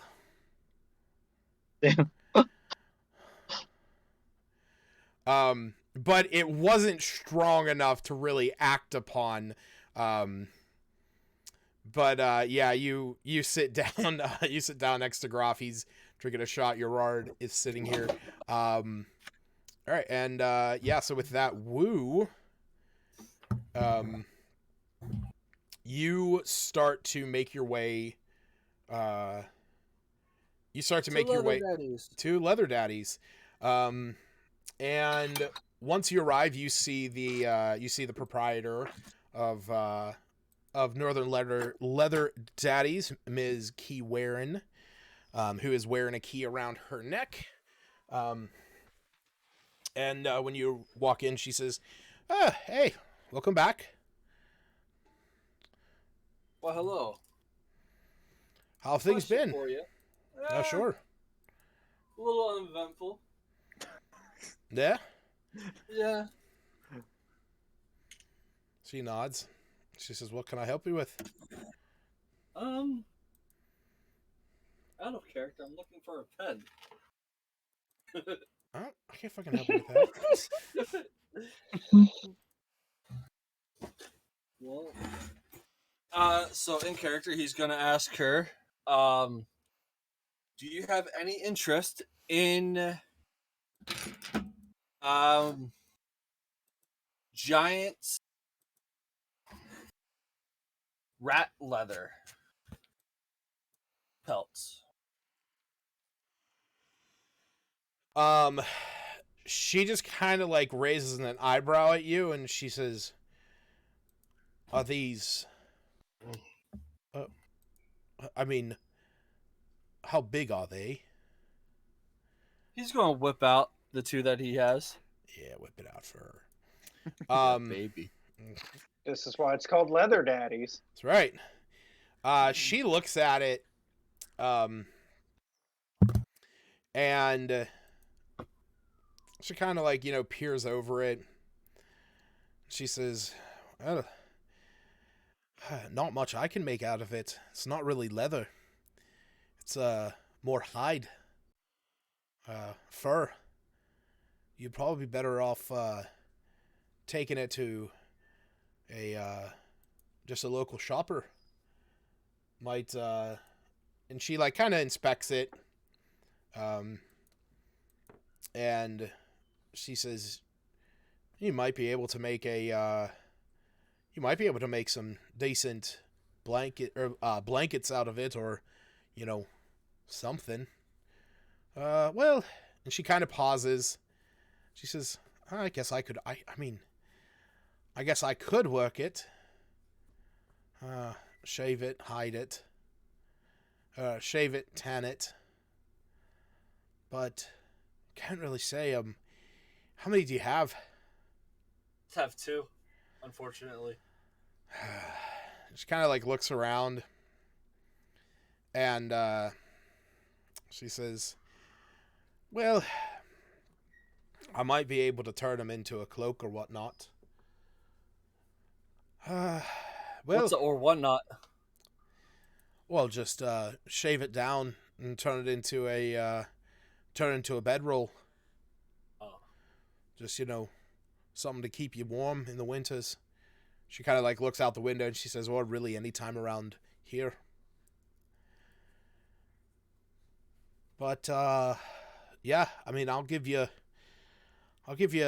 2 silver for the couple of them.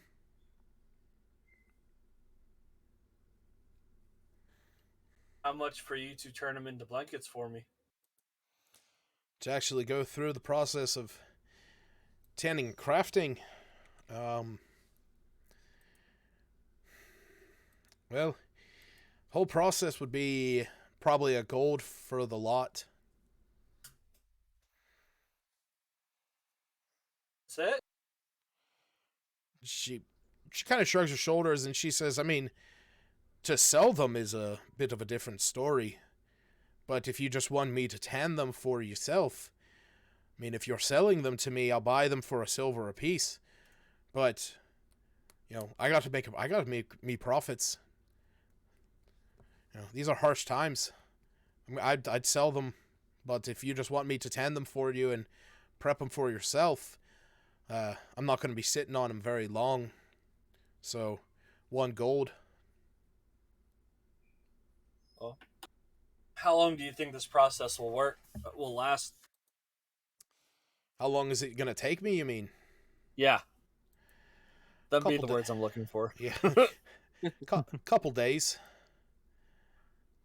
Okay.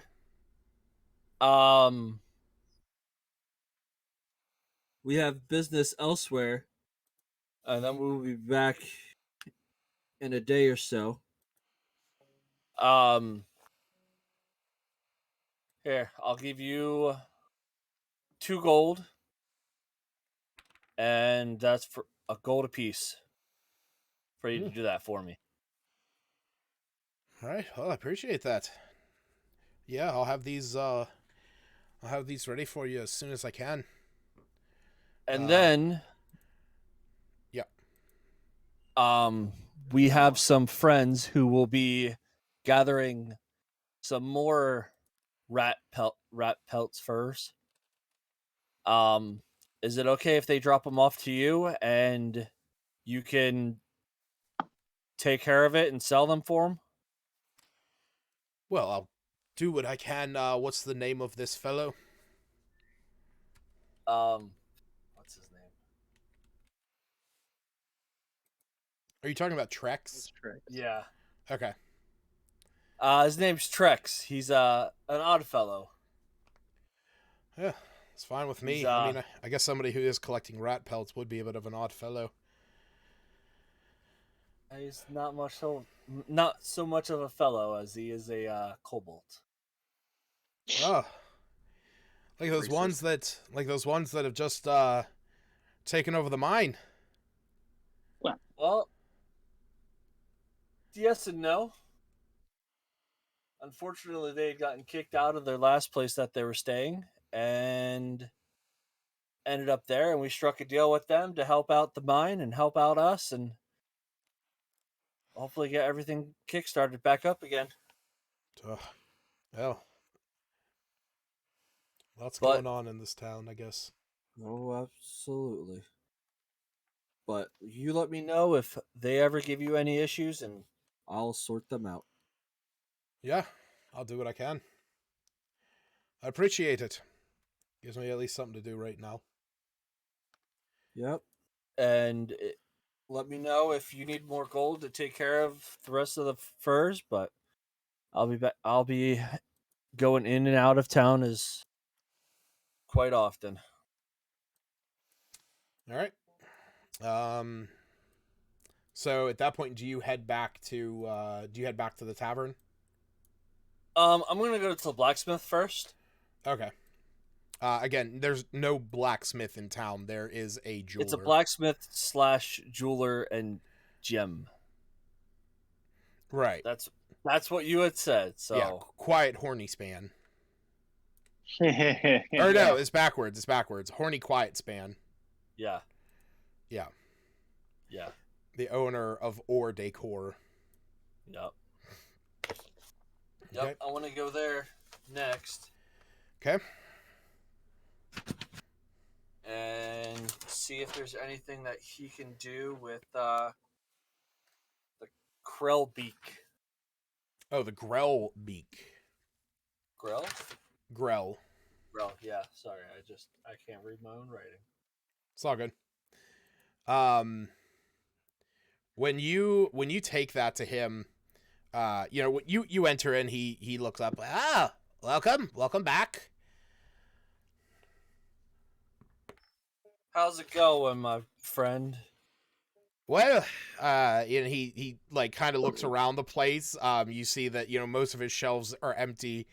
He says, business is terrible with the mine and all, being as it is. But I guess once Baladin kicks them into gear, things will be better. That Oris, he's just not cut out. He's not cut out for this. Baladin should have been the one in charge. I voted for him, last election.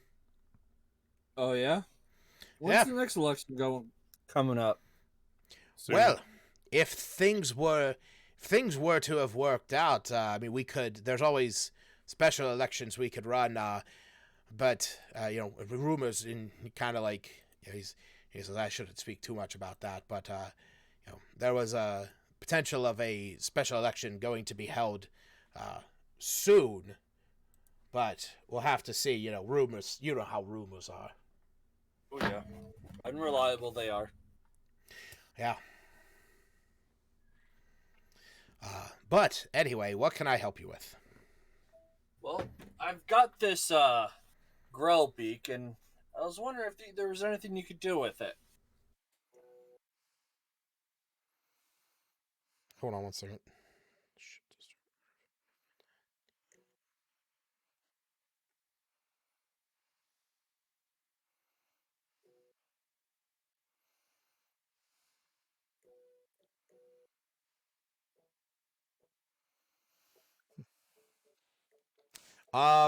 He looks at this. He puts down his little magnifying glass over his eye. Says, "I've never seen anything like this, and it seems far more. It seems almost like a bird's beak or something. But not really much I can do with this. It's definitely not my specialty." And he kind of gestures to the gemstones that are there, as well as the pieces of the very few selection of weapons and armor that have like gems laden into them. He says, "Not my specialty." So, Well, is there anybody here in town that who has this specialty? not that I can say. No. He kind of like looks at it, like, just the way that the beak is, he kind of like separates it, and he's like, you could, use this as a, I guess you could use it as decoration of some kind.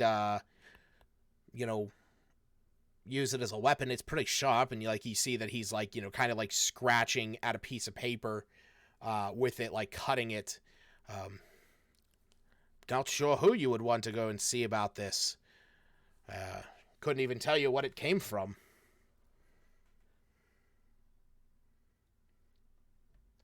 Yeah. All right. Well, is there anything you were looking for to restock your stores here, by chance, that I can potentially help you out with? Oh, what do you mean exactly? Like, do you need armor to replenish your store? Do you need weapons? Well, I do dabble in, some metallurgy, but it's mostly focused on the embellishments on them. So if, I'm quite well stocked with that. It's, you know, more of the gemstones. Once that damn mine opens back up, then things will be a little bit easier. Say if you're looking for anything else, you would want to talk to the young lady down at Northern Leather. Yeah, I just got done striking a deal with her. Yep, she's gonna be the one you want to talk to. Metal armor in the middle of winter is not necessarily what most people around here are looking for. Fair enough. All right, good talking to you. All right. So where are you gonna head after that? That's all my goodies I had to sell. Oh, actually, I want to talk to him about the dog. The dog carved rock. Oh, wow, I forgot about that. so did I.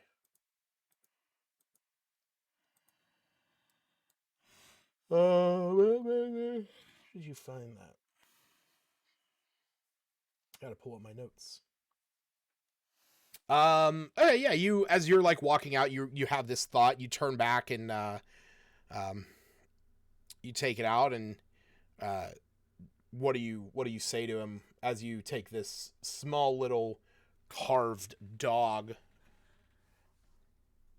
I tell him I have this thing. I don't know if it's of much use, or if it's worth much. What do you think? He takes it.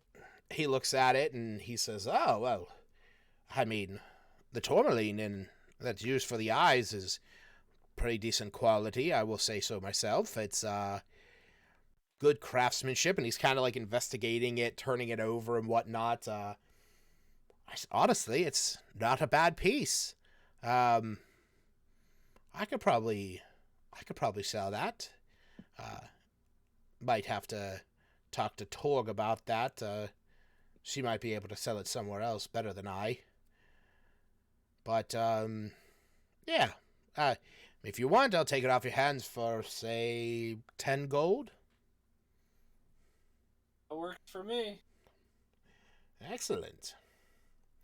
He goes underneath the counter, opens up a small box, pulls out 10 gold, hands it to you, and he takes the small dog statue, wraps it up in a bit of paper, and puts it into that same lockbox. Says, if I find any more, I'll come back and I'll let you know. Many thanks. Honestly, it'll probably be gone by tomorrow if I have my way about it. Torg should be showing up again tomorrow. She was just here a day ago and should be making her way back. She's just coming in from Lonelywood.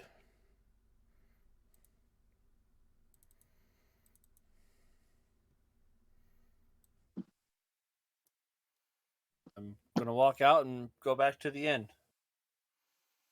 Okay. I made 8 gold. Yep. All right. Yeah. So while you head back to the inn, I'm gonna use the bathroom real fast. Aw. DM doesn't get to pee. So you wear your diapers. I mean, that's what I'm doing. No one asked you, Jared. You came late. I'll be right back then. Better to come late than come early. I guess I might as well go. I'll be right back. I'm gonna go grab a drink.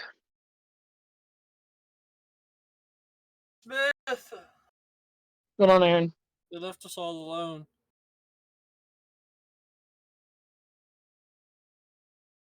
How you You wanna been, play some buddy? Fortnite later?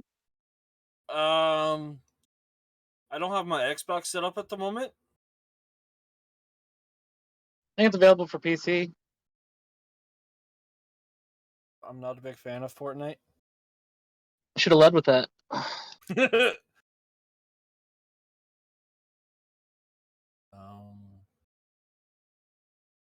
What's it on? Game Pass, maybe?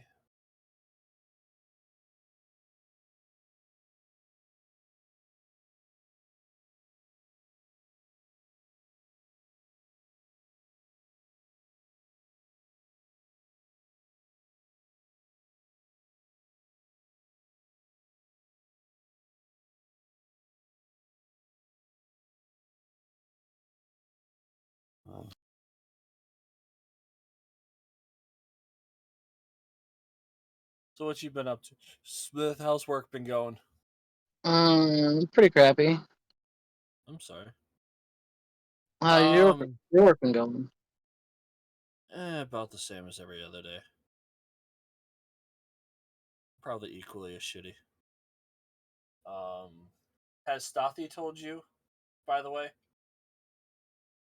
What's up? Hold on. I need to see if Lucas is still streaming or not.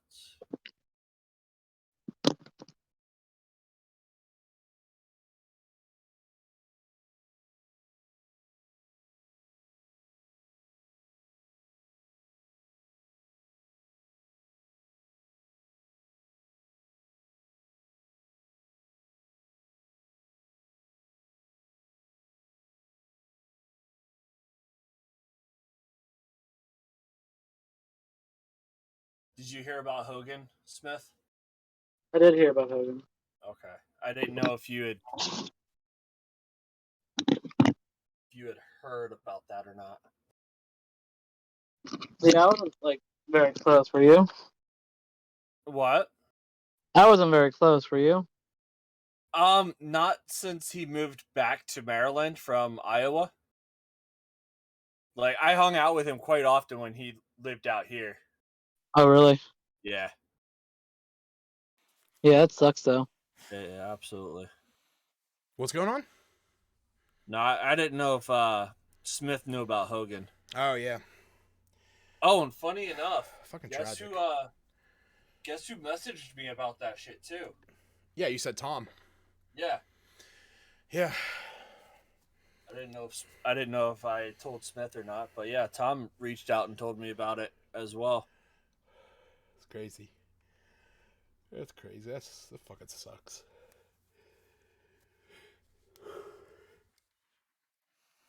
And I told you about my one buddy who's a cop who just got shot as well, didn't I? No. Yeah, I got a buddy who's a cop.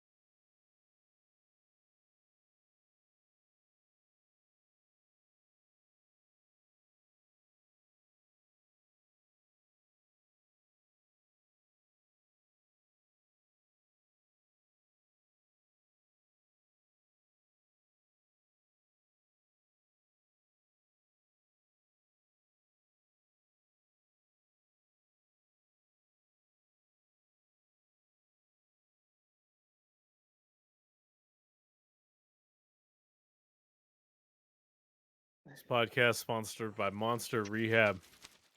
There you go. This podcast spawned by G Fuel. And also Sugar Cookie Hershey Kisses. If you want them, you missed your chance. That's better.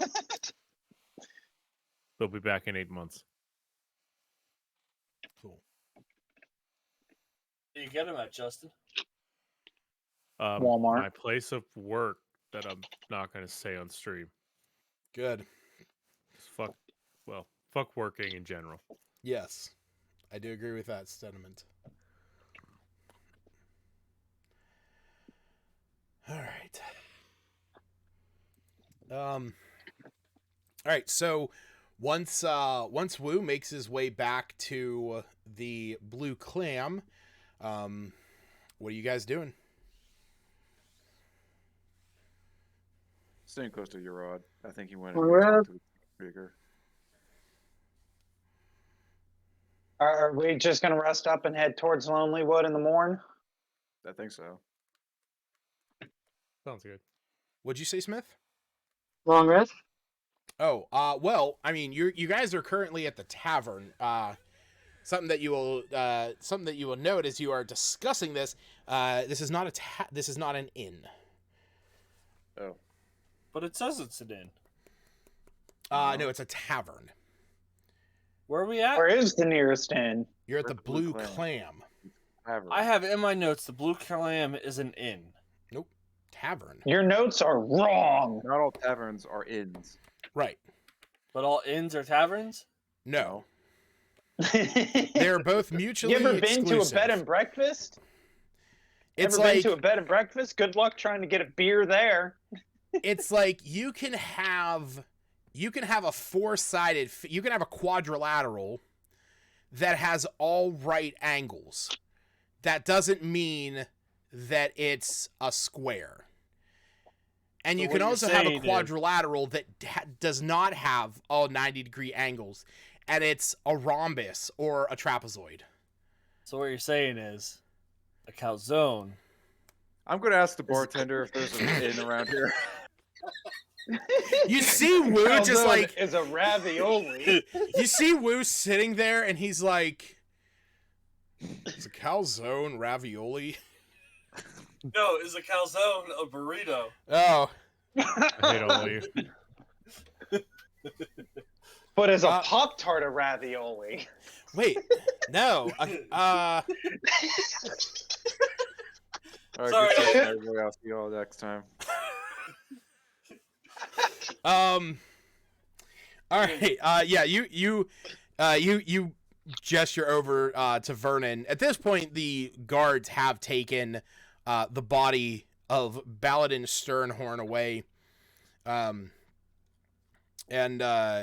most of the people in here have either gone about their business or just kind of like laying or sitting there drunk next to the fire.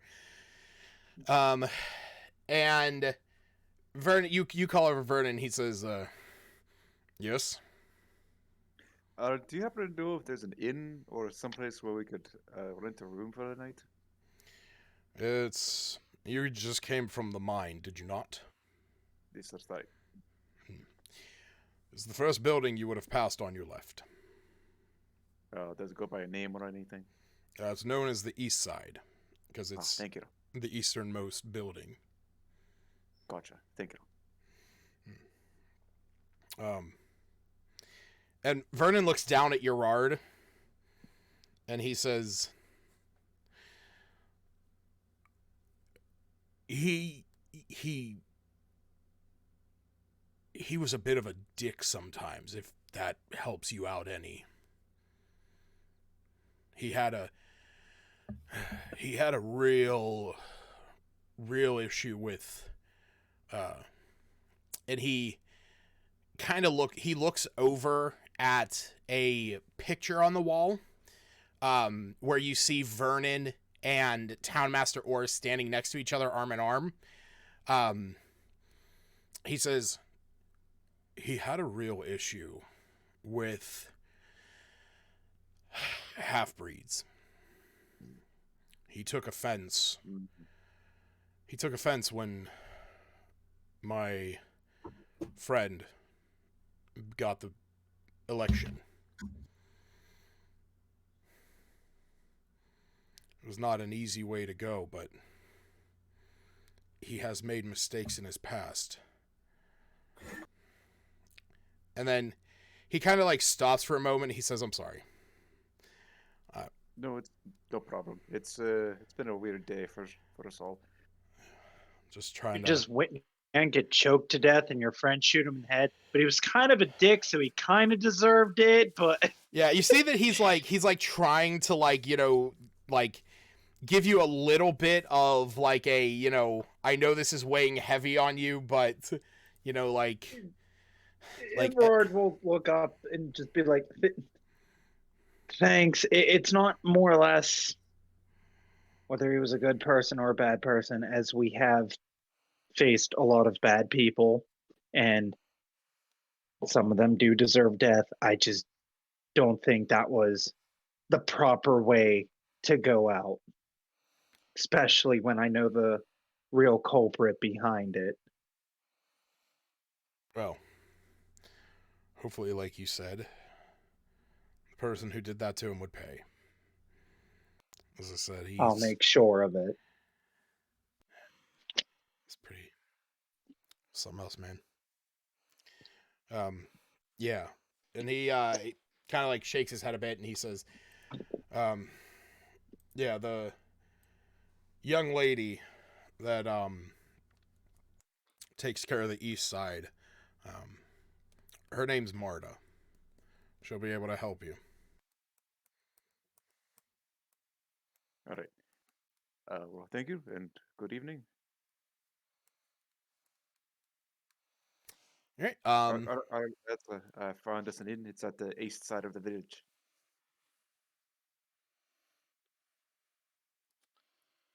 Guess we'll head there and rest up for the night before we head towards Lonelywood. Yeah, so you guys march through town. It's probably been about a good hour that you've, you know, kind of rested up a little bit. And once you arrive, you actually see from the outside what looks like a few small houses, all kind of like in a similar settlement, with one house in the middle. And you see a sign at the top that says the east side. I go in. As you are walking into the... Assuming the group has met together at this point, right? Yeah. Everyone's together. As you guys are making your way in, you begin hearing... You begin hearing the almost quiet murmurings of singing. As you see, when you enter into this room, or into this building, you actually see that it is, there's just a small, like, foyer, and then that leads to a staircase that goes down underground. And you can hear like almost quiet music coming from down there, like quiet singing. Nobody around in the foyer? Nope. It appears as if this would be an area, almost like a mud room, where you could like take off your shoes, or, you know, like brush off snow and stuff like that. And then, like, well, I don't want to be rude. There's a staircase that goes down from there. Well, first I'm gonna try saying, "Hello, excuse me, anybody there?" So while you were, you know, you heard the music, and then when you say that, it stops, and you hear this light kind of airy voice from down the stairs. She says, "Oh, we're down here. Just come on down the stairs whenever you get the snow off. We try and keep it dry down here." All right. brush the snow off Guess and so. and descend the stairs. Yep. It's surely a cult. All right.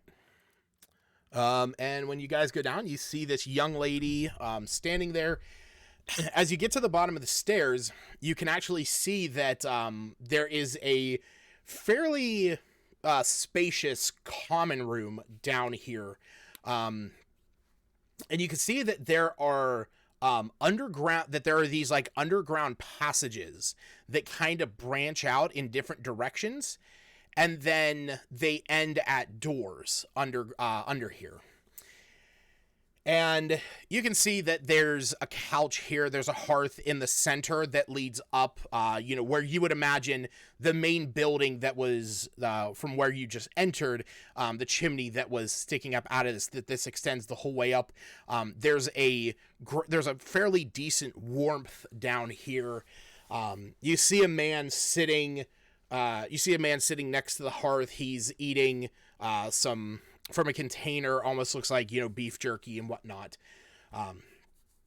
And you see this young girl who is kind of cleaning up the place, like redding up the pillows and, like getting a broom and dusting some stuff off to the side. And whenever you all make your way down, she turns around, she sees all of you, and she says, "Oh, more than I expected. Sorry. Greetings. Welcome to the East Side. My name is Marta.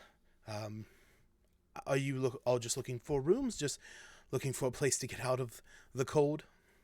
Yes, we'd all like a room for that evening, for the night. Understandable. Yes, give me just one moment. Because the DM has to do something. Is it poop? No. No, that's good. Woo. That's true. Is that Woo or is it Aaron? No, that's Woo. Okay. Woo's gonna ask where the bathroom is. She points down one of the hallways, and you can see that it leads down this hallway leads down to a few branching paths. But at the very end, you see that there is a door that would lead to the privies.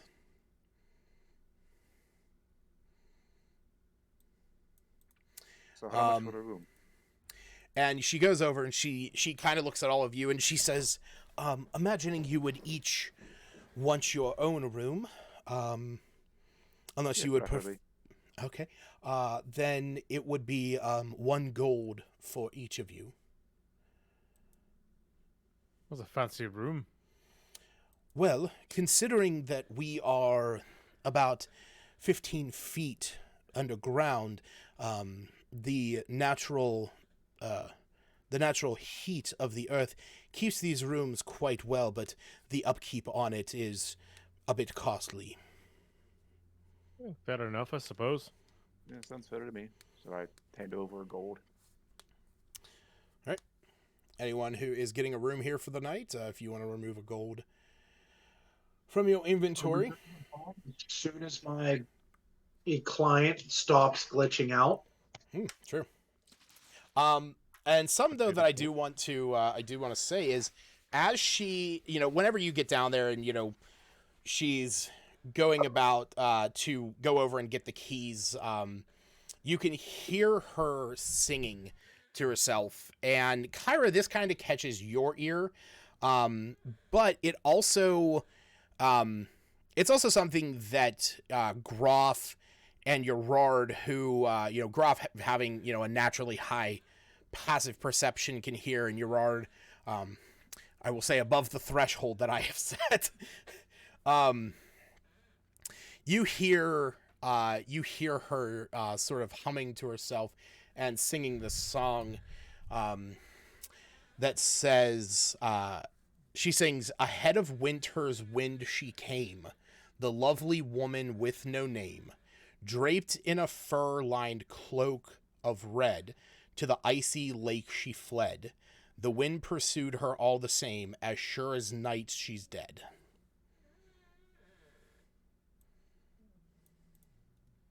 That's a catchy tune, Loss. Yeah, what is And is here, that based on a story? put that in there, and I will also just actually copy the text because that was just an image. There we go. It's a That's nice a rhyme about a Do you wanna Frostmaiden. What'd you say, Jared? That's a weird way to sing. Do you want to build a snowman from Frozen?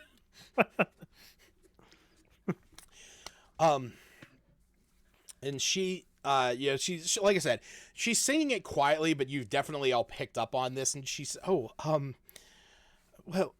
it's an old tale. It says that 50 years ago or so, a mysterious woman in a fur-lined red cloak stopped here, and she was on her way to Lonelywood. It was told that she was alone.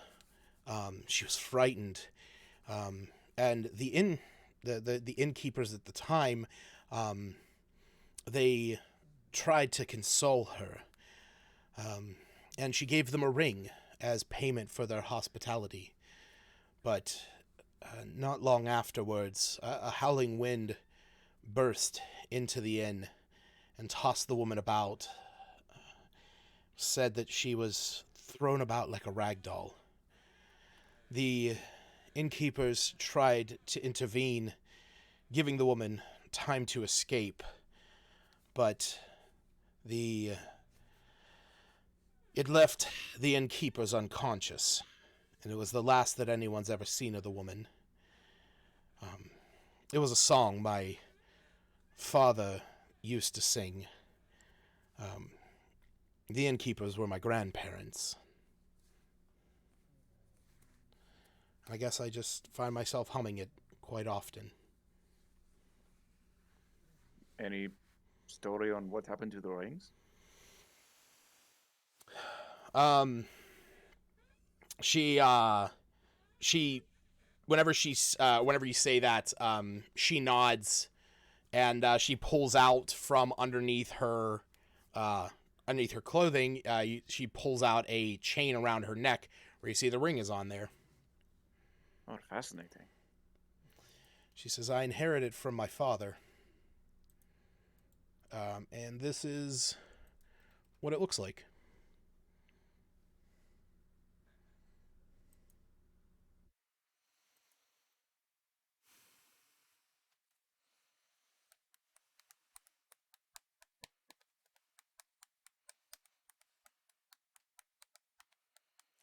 But,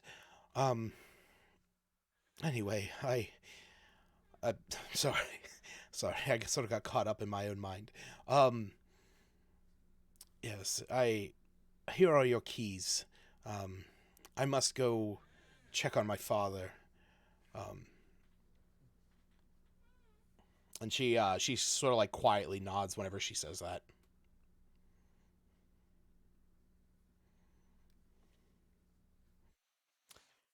Do you guys do anything in the meantime? Just go take a rest. Whenever she says I have to go check on my father, Everard will say, "Did something happen to him?" No, not necessarily. He used to be the operator of the East Side, but he also was a fisherman back in the day. But he is, with the cold winter, he has fallen ill. He is barely able to leave his bed. So I care for him while running this place. And when she's saying this, you can see there is, almost as if it's like an unspoken, like, burden.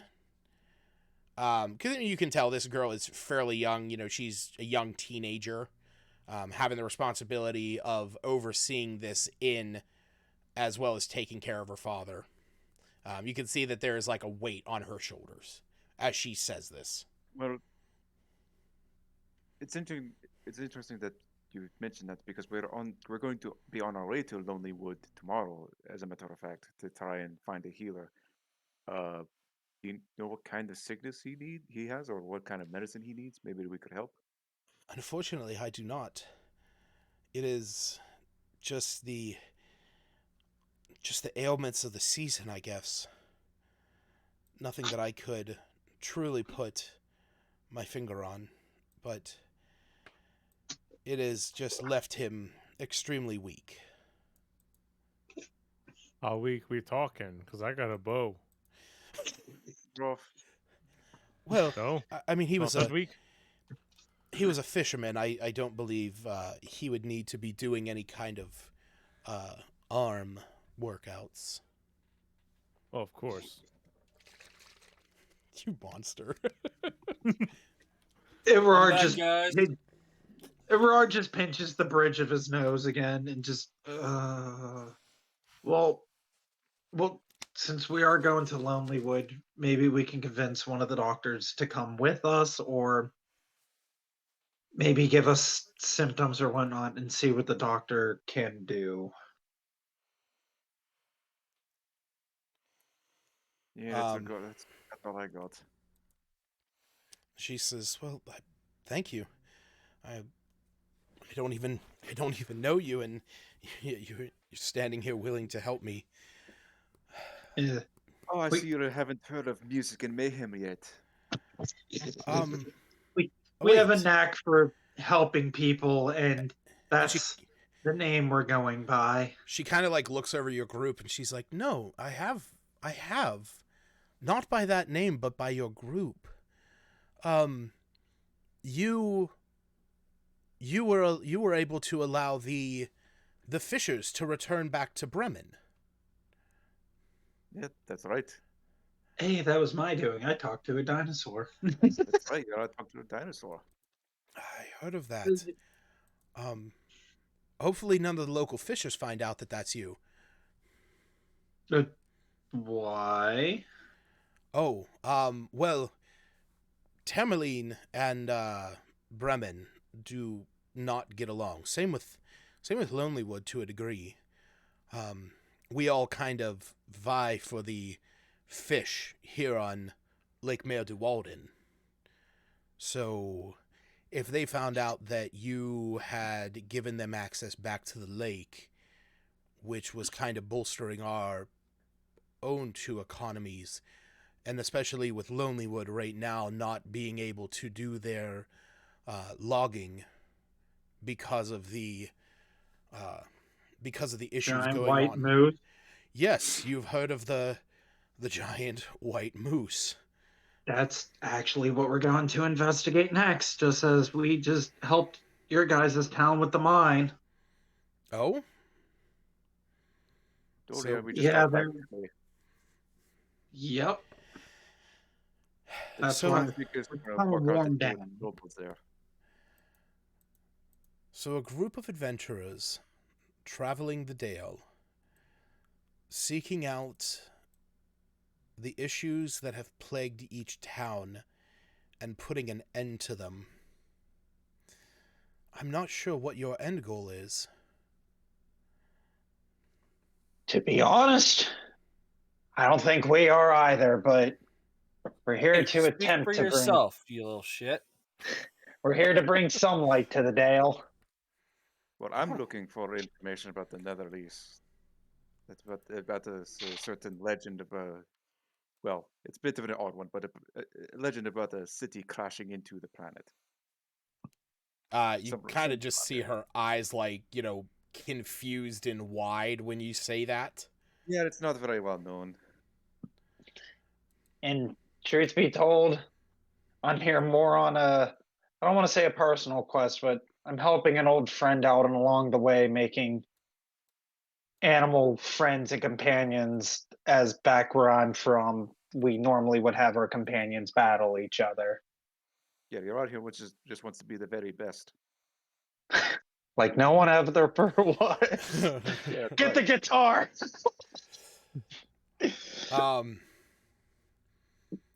And she kind of looks at you, Kyra, and she says, "Oh wait, you said that you were looking for what'd you say, an ancient city?" Yeah, that's right. Belongs to something called the Netherese.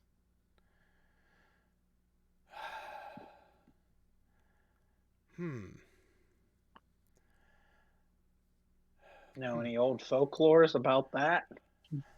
Well, not local. I mean, not. I mean, I say locally, but I just recently heard from one of the travelers an issue or something strange. They kind of don't know if it would be the same, but of this strange man. Apparently, he was a they claim he was an evil wizard out in East Haven. They ended up tying him to a stake and lighting him on fire. Ah.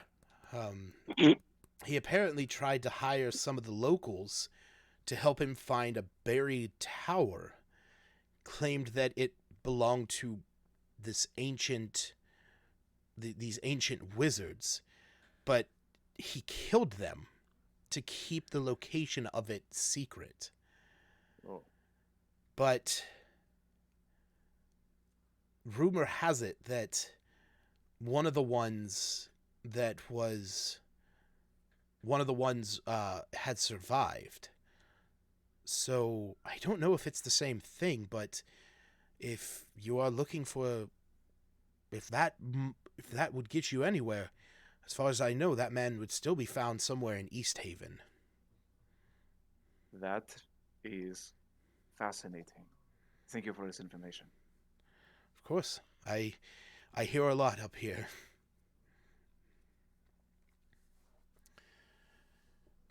All right. So with that, do you guys head to your rooms and rest for the night? Who hasn't gotten his room yet? Oh, well, we'll say that you got your room. You went, took a piss and shit, and came back.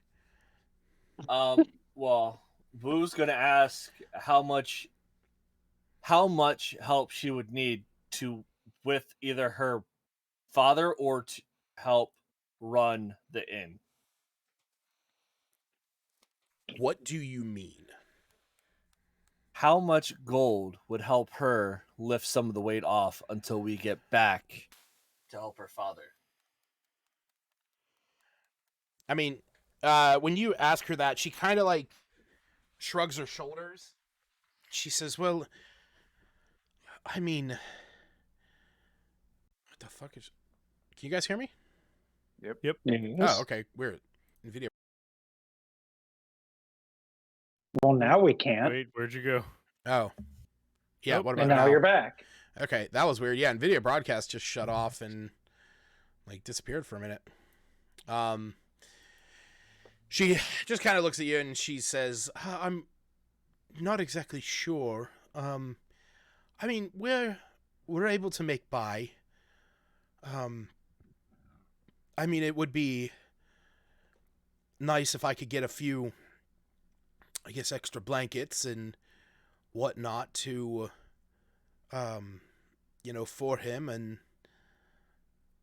but that's, I don't really know if I could put like a straight monetary value on it. Okay. This is what I'm going to tell you to do. Go over, talk to... Go over the two Northern Leather Daddies. Tell her that Wu has sent you to collect the blankets and take those for your father. Oh. And Woo's gonna give her 10 gold and say hire another hand until we get back to help you run the inn. Oh my! I can't thank you enough. I don't know what to say. Don't need to say anything. Just make sure you take care of your father and make sure he is well. That is more than I could she kind of like looks around, like she doesn't really know what to say when you do this, and that's when she kind of like looks down and she says, well, here, take this, and she takes the chain from around her head. She says, you are all traveling across these lands, trying to bring some semblance of peace back to the Dale. If you're able to offer such generosity to myself, and you're still continuing on with every beat to put an end to the misery that we find here in our home, I feel that this will help you. And she hands you the ring that she had just told you about with the chain. You're going to give us your family heirloom? If you're able to help us as much as you claim, and you're able to help us as much as you have already helped the other towns, I feel that this is better in your hands. I still have the stories, and with your help, I might have more time with my father, and that's worth far more than this ring is. Who's she giving it to? She's giving it to Wu, because he was the one that made this. Who's bankrolling everything? Oh, we can certainly try our best, as we've helped other places. I mean, as you enjoy your stories, I'm sure you and Kyra will get it off, because she has stories to tell about our adventures. For what it's worth, Aaron, this is a ring of warmth. While wearing this ring, you have resistance to cold damage. In addition, you and everything you wear and carry are unharmed by temperatures as low as negative 50 degrees Fahrenheit. Oh, damn. So bad that the Dale sits at negative 51.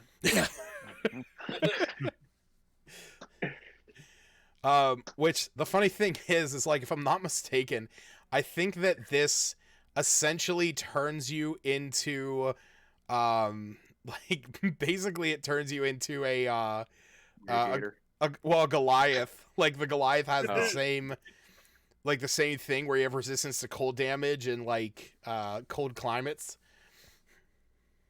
And then Wu is also gonna toss her another 2 gold. Oh yeah, this is for the room. It was only 1 gold. Yeah. You need it more than I do. You see a tear rolling down her cheek. Thank you. I appreciate that so much. All right. You guys will be able to get a long rest. Level up. I gotta look at something actually. So We're definitely not leveling up. We killed all those kobolds. What did you say? What'd you say, Aaron? You said that's a ring of warmth, yeah? Yes. You can't use the excuse of us killing kobolds with an HP level of...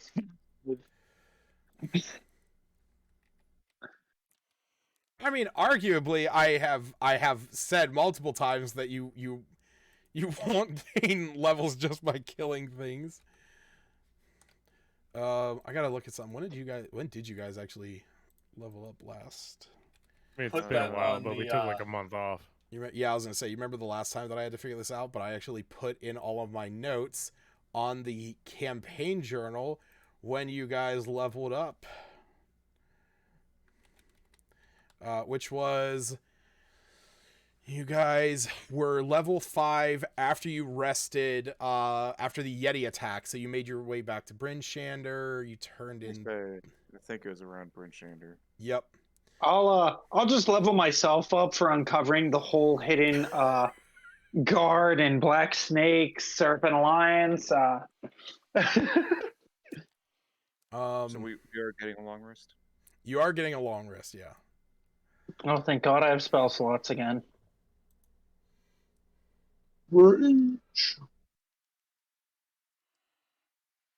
It's like the only downside of being a warlock is all of your good spells, you can only use 2 of which, and then you're just with Eldritch Blast for the rest of your days.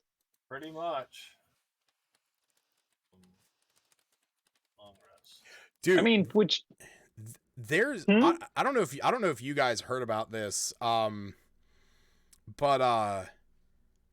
it's this thing about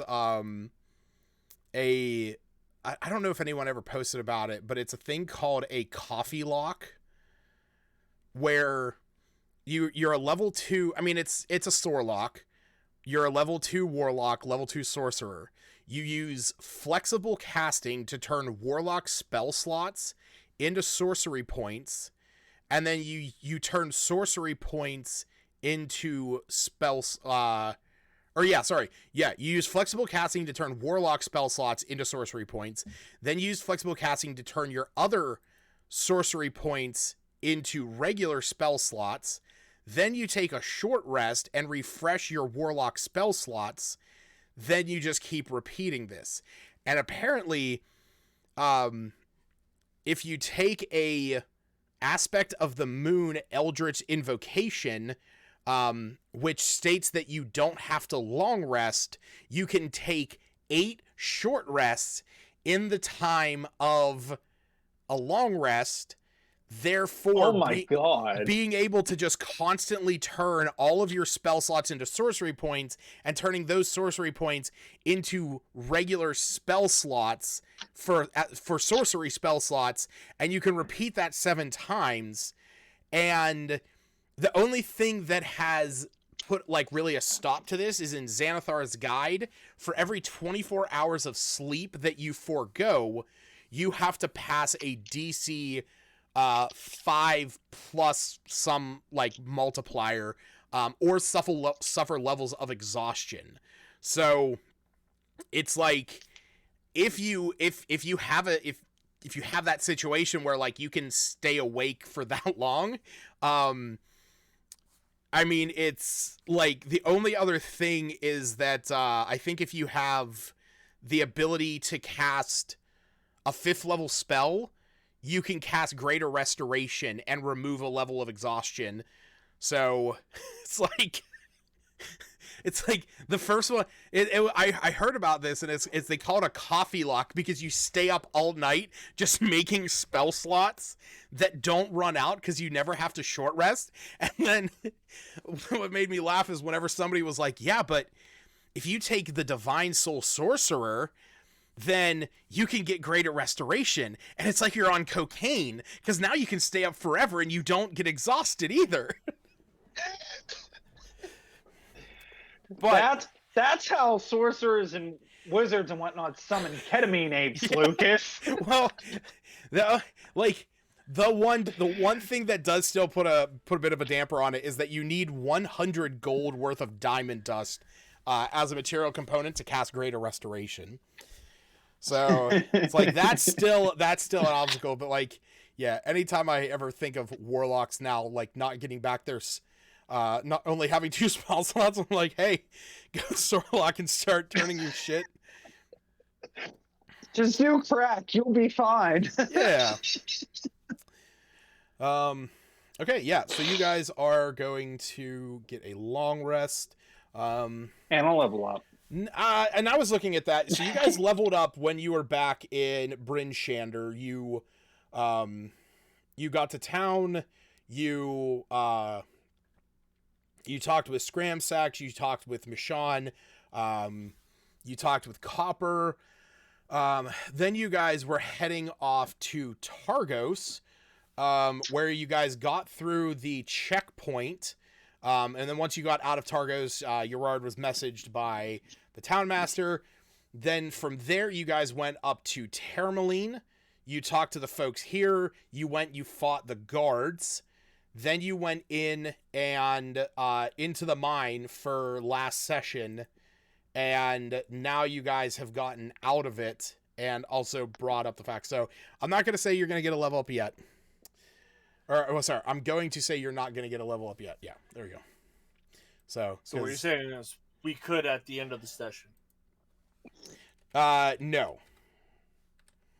session will probably be ending within an hour. So Yeah, the session will be over soon. Also, All right, we we'll got to be speed right through back. this. Minimal dialogue. Kill everyone. Yeah, so Skip the cutscenes.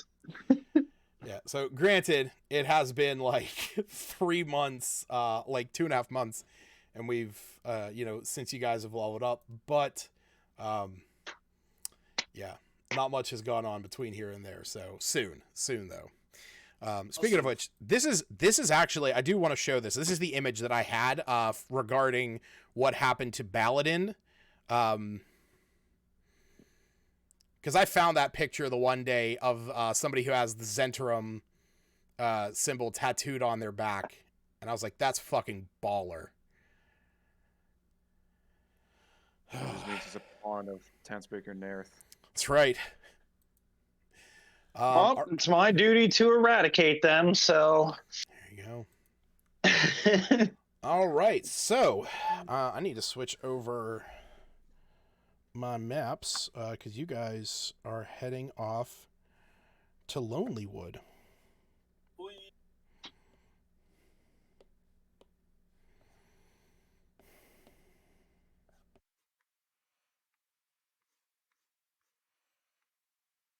And I'm assuming we've used some rations on our travels. Yeah, for each day. You've gone through them, so if you I keep forgetting to check my rations. well, considering you guys, considering the first day, you guys, session 2, you guys made it to Targos for the first time, and you kind of stocked up on everything. You would be coming up to, if considering rations always come in like a 10-day supply, you would be coming up to that limit where you guys would maybe have like a day or two left with it, other than if you were out actually like harvesting stuff over time. So what you're We also saying? got a shit ton of jerky. True. that's true. I have a shit ton of jerky. Yeah. It's all He helps mine. everybody else except his own party. I thought. It's all mine. All right. There we go. I'll give that jerky to the fat mayor of one of these towns before he lets us have a single piece. Never mind. I was gonna say something. I'm like, nope. Lucas is streaming. I don't. Aaron shows restraint. He's growing. So I do want to say though, that night while you guys are long resting, Penis? yes, in fact, Mine, not growing at all. Gerard, you have a very vivid dream that night. It's like as you're laying there, the exhaustion, I mean not mechanically exhaustion, but the exhaustion of this adventure, the the emotions that you've been feeling over this time are starting to weigh on you. And I summoned a blade of shadows while trying to use elemental blade one day. yeah. And all of a sudden you're standing in a white frozen tundra. Your allies are nowhere to be seen around you. Oh, we're not friends? Friends and allies. Sorry. Your friends and allies are nowhere to be seen around you. The wind is blowing cold, striking you and chilling you to the bone. You call out for Neogiri, and he is not coming. You call out for Marcus, and nothing happens. Then you call out for Calyrex, and you see Calyrex step forward out of this bluster of snow. And he looks at you, and he says, You're in distress.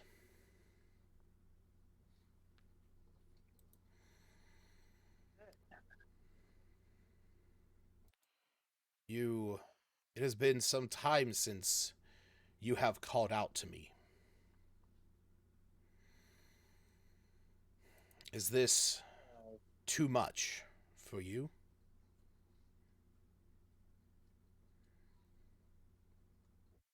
Too much, but it's definitely.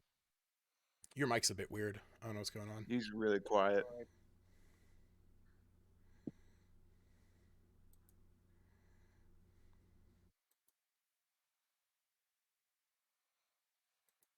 You muted. How about now? Oh, there you go. That's There, much That's better. better. Okay. It'll be like, is it too much?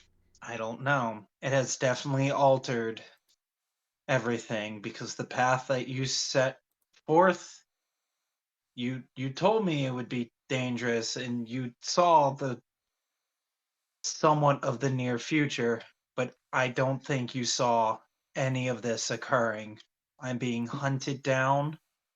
I'm witnessing more deaths than I could ever imagine, and even my own powers are slowly becoming corrupted.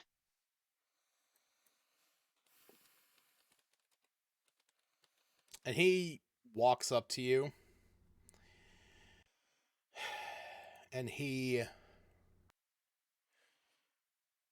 walks up to you. He stands next to you. Calyrex is not a very tall Pokemon.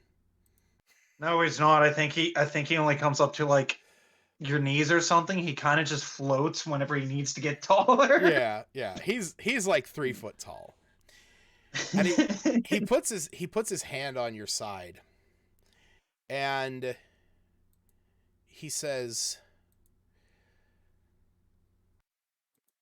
"This journey you're on, while it was a behest of mine for you to recover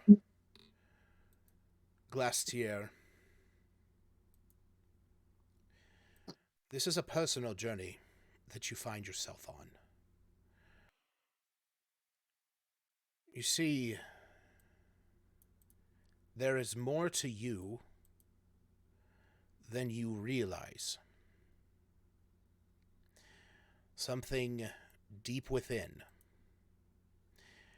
And I fear that if you let it continue to rage out of control, you might lose who you are. But in time, you will learn to overcome that. But you must be strong. And I know that it is tough. And I know that it is not easy. But I believe in you. And I will always be here. But there are things that you have to learn about yourself first before I can help you further.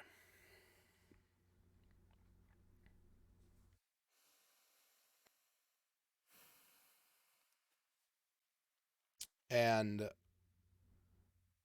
he looks out into the tundra, and you can see in the distance what almost appears to be the shadow of a giant moose. But from its mouth, you can see what looks almost to be the limp body of Marcus.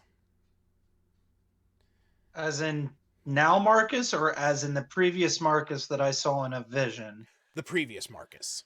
Okay. Yeah. I know that's what I have to do next, but I gotta make sure Marcus is safe first before I get to the bottom of this. And he nods. He says, "You're shouldering a lot of grief. You have friends and allies that can aid in that. Your connections to them are far stronger than the connections of others. And with that, he puts his hand on you. You feel this like internal warmth. And then, you feel this like, this kind of like, general comfort in that moment as this swarm of, or this snowstorm just kind of kicks up around you. And you eventually wake up.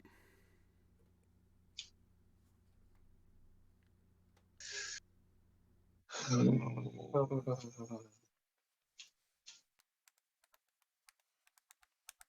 it was just a dream. Didn't For count. now. Just a dream. Just to see how it feels. All right. So yeah, the next morning, you guys awake. It is the 13th of Hammer. What do you guys? Hammer the 13th. Yeah. You know what they say about that? No, don't. Bad luck. Oh, that's right. The 13th of every month. Yes. What's that? What were you thinking, Luke? I don't know. I just had no clue what he said. Oh no, you knew what he said. You just didn't know where he's going with it. Erard will kind of walk out of the room and whatnot. Has it been a full 24 hours? Since when? Since Marcus got bit, because I know that's when the stuff starts going down, is every 24 hours, if I remember correctly. Yeah, I gotta pull up that giant rat. Because if that's true, then Groff also takes damage or loses max HP. Shit. I gotta see something. Do you remember how much my HP was? Because I think it reset when I long rest. It would have just been minus. It was your max HP right now is 41, and your normal is 44. Okay. Yeah, because I know it's slowly dropping by 3. Oh shit! What was Marcus's max HP before Kyra gave him the boost? Wasn't it? I want to say it was 16, 17. No, his base was 11. Okay, so he's And back down to 11. Yeah, he would be down to 11 because her thing now wore off. Yes. Yeah. So. Well, I screwed that up. What would you do? I accidentally just put damage as 11 and it dropped them down. I'm like, no, I gotta adjust his max HP here and customize. Gotcha. To 11. I gotta see something here.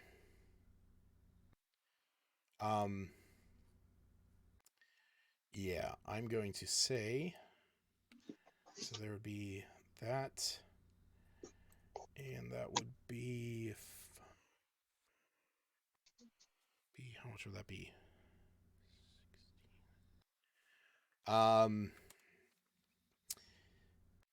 When you wake up, that warmth you felt over you, Niyagiri, he's kind of like, sitting in the corner, but Marcus has his tail wrapped around you, like keeping you warm. And I think it should update. If I wake up and this cat is fucking dead, I swear to God, Lucas. No. Not yet. Not yet. It should update. Because your bond with him increased, his max HP now is 17. He now has 3d10 hit points. Okay, yeah, it did increase. Yeah. Woohoo. I now have on the lookout with him. Is that what it is? Yeah, that's what, at 4 bond points, he earns basically the, while within 5 feet of your companion, you replace your wisdom modifier with theirs while making perception checks, but I'm pretty sure our wisdom is nope, mine's higher. Yeah. Yep. So there is that. I also have to rename him because apparently when we updated it, it proceeded to just give him an asterisk. There you go. That's fine. I got it. Okay, cool. Yeah, I also changed I changed his stat block in the system, so it should automatically account for 17, but you can just change the max HP to 17. It did. It changed it to 17 whenever I refreshed the page. Okay. To where he now has like 15 armor class, all that stuff. A plus all right. 2 to hit. So I need Groff and Marcus to make con saves.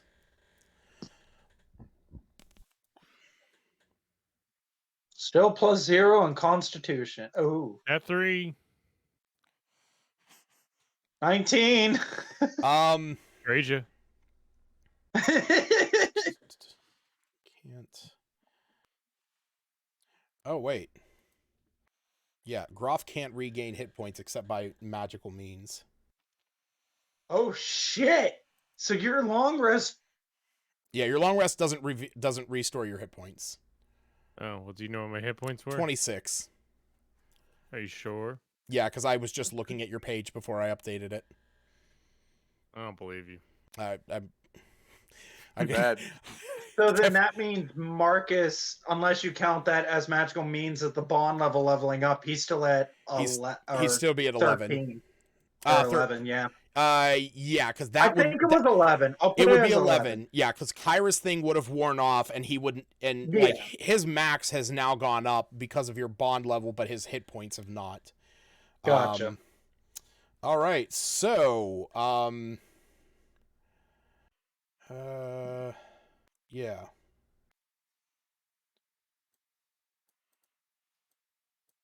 Oh, never mind. Yeah, you don't have to roll a Constitution. It just happens. Okay. My 19 means nothing. It's just as good as your 3. Right. Marcus and Groff, we're gonna roll a D6. I'm rolling it? No, I'm rolling it. Mine's better. There we go. Oh, I rolled it on Jared's screen. Sorry. 5. Not better. Yeah. Well, mine's technically worse because your maximum HP is going down by 5. Ooh. But I mean, you don't lose any more hit points. Like, oh yeah, that's great. Where's the doctor? Okay, so now I need to go into Marcus and change him from 17 to 12. Start my new I just gotta remember that he's at 17 after this is done. Well, no, I could just click remove customizations and we'll redo it all, wouldn't it? No, because his maximum. Oh yeah, I guess technically. Well, wait, no. Well, let me see. If I click remove customizations, confirm, it would remove his name, but would it put him back up to? No, keeps him at 11. Yeah, so he's gonna be at 12 points maximum because unless you have temporary hit points, you can't be above your maximum. Yes. So okay, I just got to remember 17. That way, whenever he gets cured of the disease, he goes back up to his normal max, doesn't he? Say that again. Once the disease is cured, don't they go back up to their normal max? Yeah, once the disease is cured, then you're good.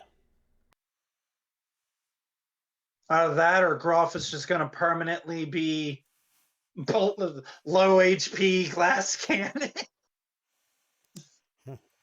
Definitely rough. So yeah, we'll say you guys all convene out into the main lobby the next day.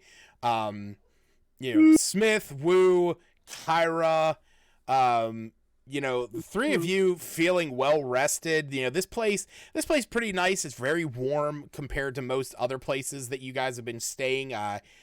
Being underground kind of traps that heat pretty well. Plus there's a few people staying here already, so the shared warmth going through these underground tunnels is definitely a help. Gerard, you rest up, but you can tell that Marcus is still feeling pretty groggy. And the last one to leave his room, you see Groff kind of pulling himself out. He does not look in good shape. I want to... Kyra's thinking to herself, oh my, poor Groff looks like hell. Did he sleep at all? But as she's thinking that, she's accidentally using telepathy and sending that to him. Yes. Didn't sleep at all. Thanks for asking, Lass. I didn't say anything.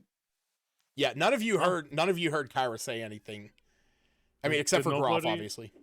Did nobody else hear that? No. Oh, We should see this doctor. Losing my mind.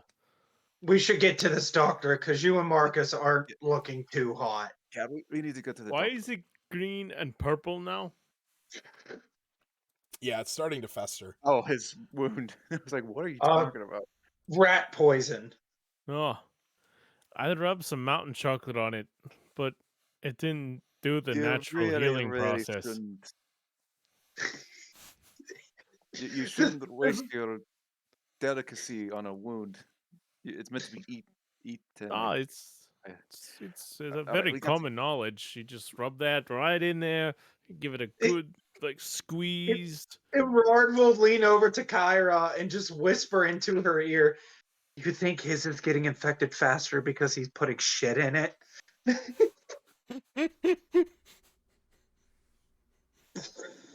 We really need to get to this doctor. We need to make haste.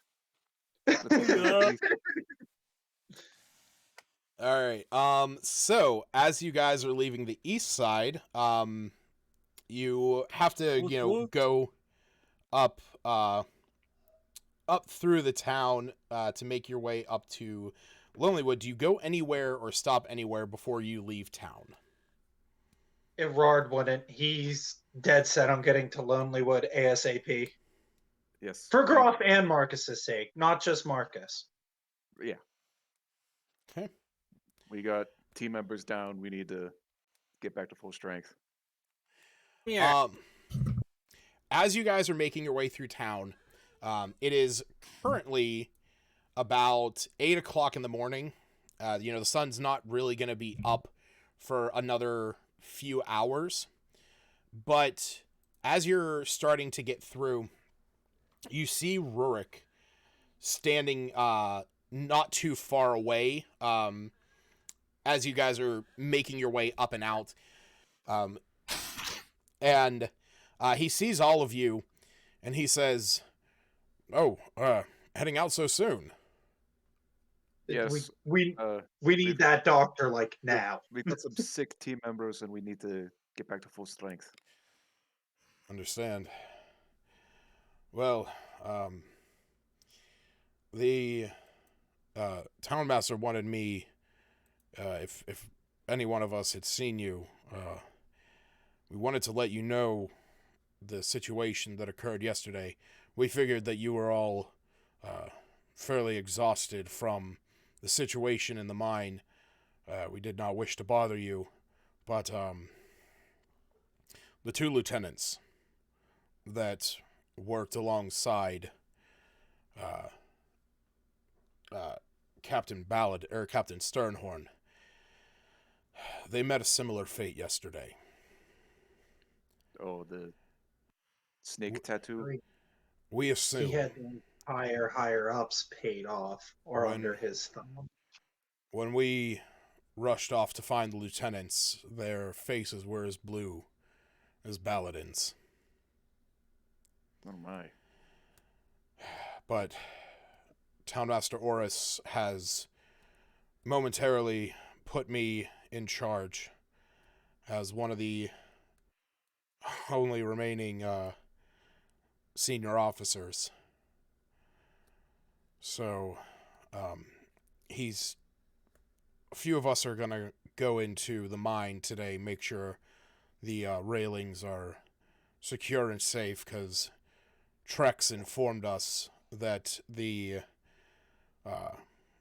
railings would need a little bit of upkeep due to unforeseen circumstances, he claims.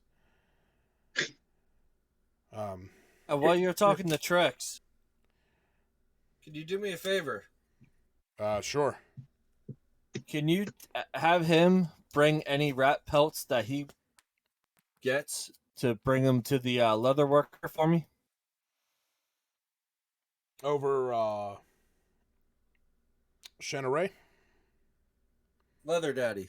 Daddy's Leather. Yeah, that's the place. Yes. Leather. I know her father very well. I will let Mrs. Keywaren know. Or I will let Trex know about Mrs. Keywaren. Thank you. Much appreciated. And he nods. Says, well, we'll be back. I don't think we'll be in Lonelywood too long, but we will be returning. Maybe not today, but we will be returning. Well, I hope to see you back here soon then. I know there are going to be lots of changes around here. Hopefully for the better. And he nods. All right. Gerard looks at Groff poking at his infection. We should really go. Poking with his tongue. We really need to go. All right. So with that, you guys start to make your way up north to Lonelywood.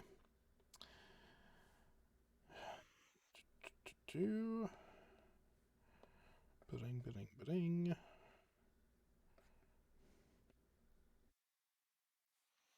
Shit, where's that? And we encounter 7 giant badgers. Do you want to fight? You like them, don't you? Fucking Well, 7. What's that, Smith? He said, did he want to fight 7 badgers? Is that what he said? I'll say, that's the question I have. Would you want to fight 7 badgers? I don't know What about is it? that. No, 7 giant badgers. No, sorry, my apologies. 7 giant badgers. What the fuck is this? I mean, if we fight them, I can add them to my summoning list or just befriend one. God, you and fucking befriending things. It's that clutch. Hey, You're right. you're the one that told me to become a Pokemon master, and I'm playing the role, damn it. Yeah, I don't guess have you any are. Pokeballs, so I have to do this the Ash Ketchum way of finding the abused animals and making them mine. That's right. That is right. So yeah, it's gonna take you guys an hour and a half to make an hour to make your way up there. As it is all but a mile and a half from Termaline to Lonelywood. These places are not very far at all. So on foot, it is, or it would take you an hour and a half, yeah, because the trudge up there is mostly snowy, and I don't have a map for the thing that I wanted to do. What the shit, Lucas? Yeah, I know.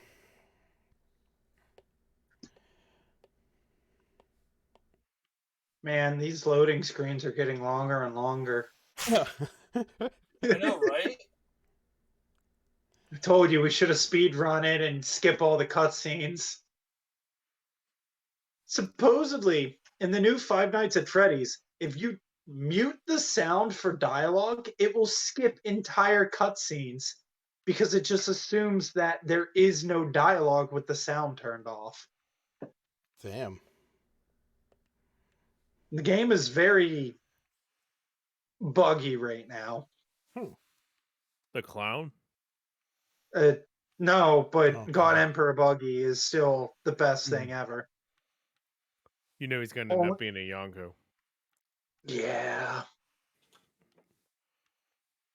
The only person that rivals God Emperor Buggy is God King Usopp. It's true. 2 of the 4 future Yonko. Those 2, Law, Kid, and then King Luffy. Don't spoil shit for me. It's not confirmed. Oh, None of this is spoilers at all because none of this is real. Although it is 100% confirmed that Usopp almost killed Kizaru. When? Here, I'll send you the proof. Be a fucking Rickroll video. Right here.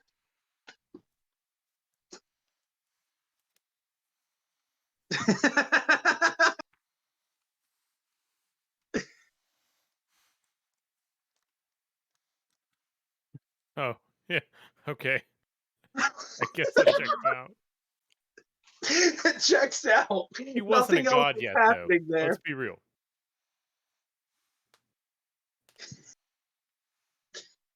For being real, Zoro almost lost his head, and Usopp was next.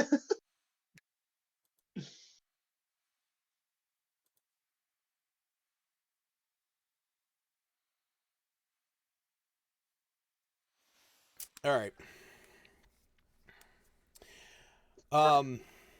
So, as you guys are marching along, like I said, the journey doesn't take you very long, but the trip up here is the pathway that you're taking is actually pretty well traveled. The road is pretty clean. You know, I know I said it was going to take an hour and a half. It only takes you about an hour, but about halfway there, from off to the side of a snowdrift. Yeah, what was that? I don't know. That was a weird noise. That was probably my phone vibrating as I have it sitting directly on my laptop. Oh, okay. It's either Smith or Jared. Well, Smith was muted, so I'm assuming it was my phone that just buzzed because I just got a Snapchat.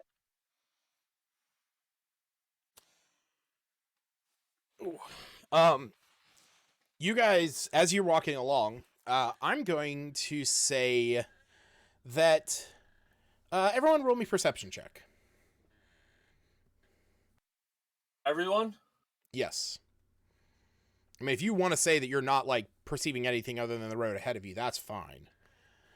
How about a soft 20?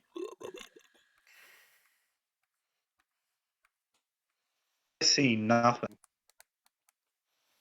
Yeah. Grafted Yeah, I'll say grafted pretty good. Thermal vision. Pretty good. Yeah, I'm not using that. I was going to say, Graf doesn't even have that. Actually, it wouldn't help for this. Oh. I have Devil's Sight. Does that count? No. If it doesn't count for me, it doesn't count for you. So, Groff, as you're walking along, you see this strange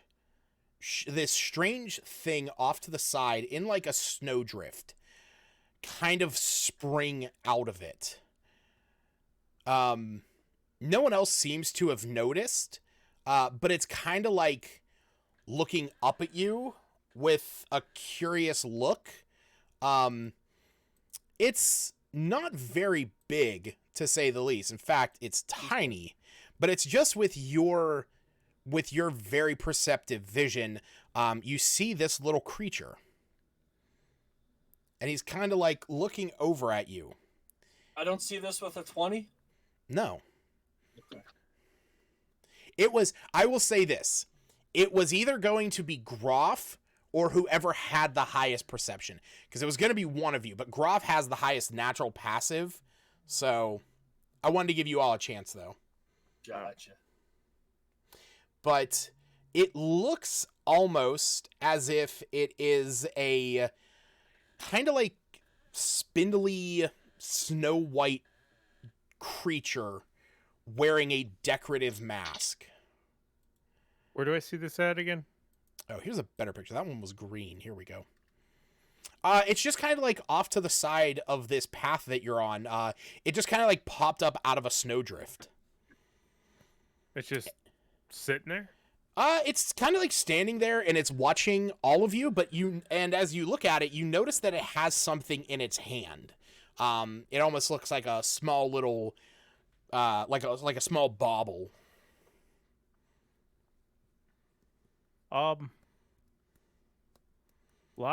Loss?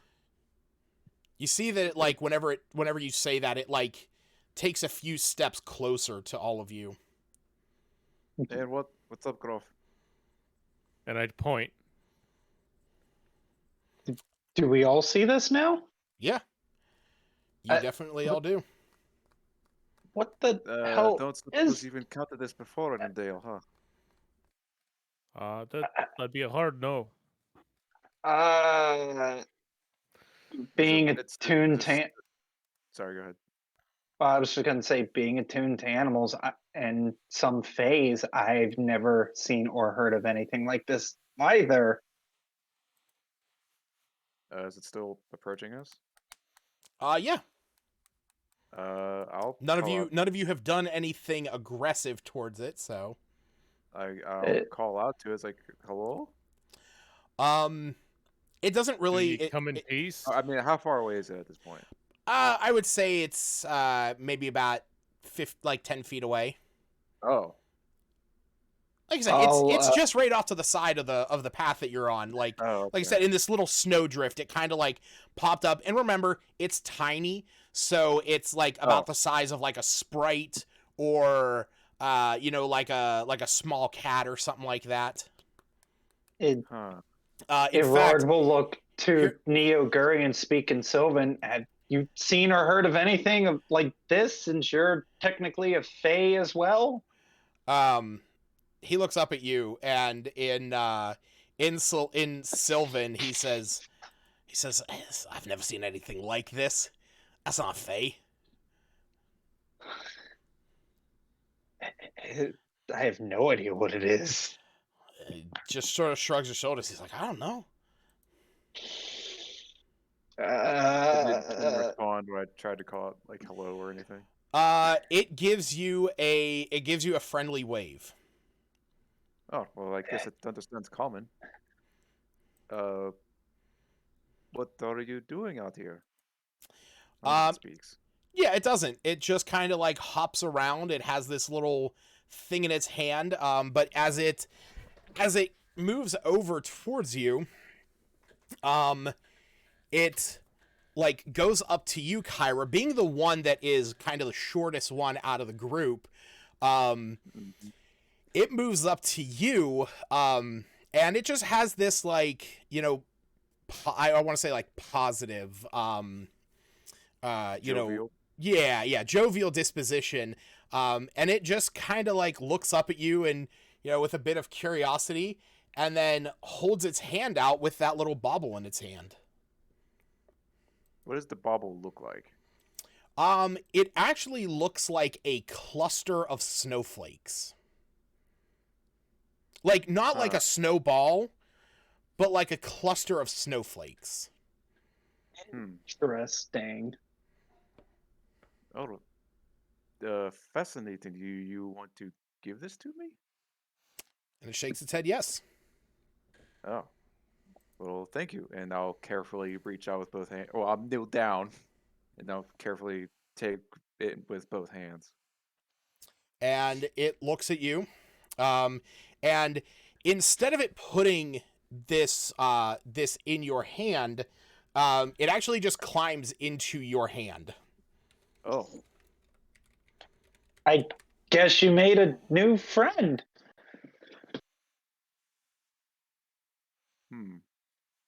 Yeah, you're kind of like bent down, like you are holding your hand out, and it's just kind of like sitting there in your hand. You can feel a bit of a chill coming from it. Oh, this is strange. We're going to Lonelywood, which is a town not far from here. Do you want to come with us? It looks around, looks up at you, and then shakes it just kind of like, shakes its head yes. Huh. All right then.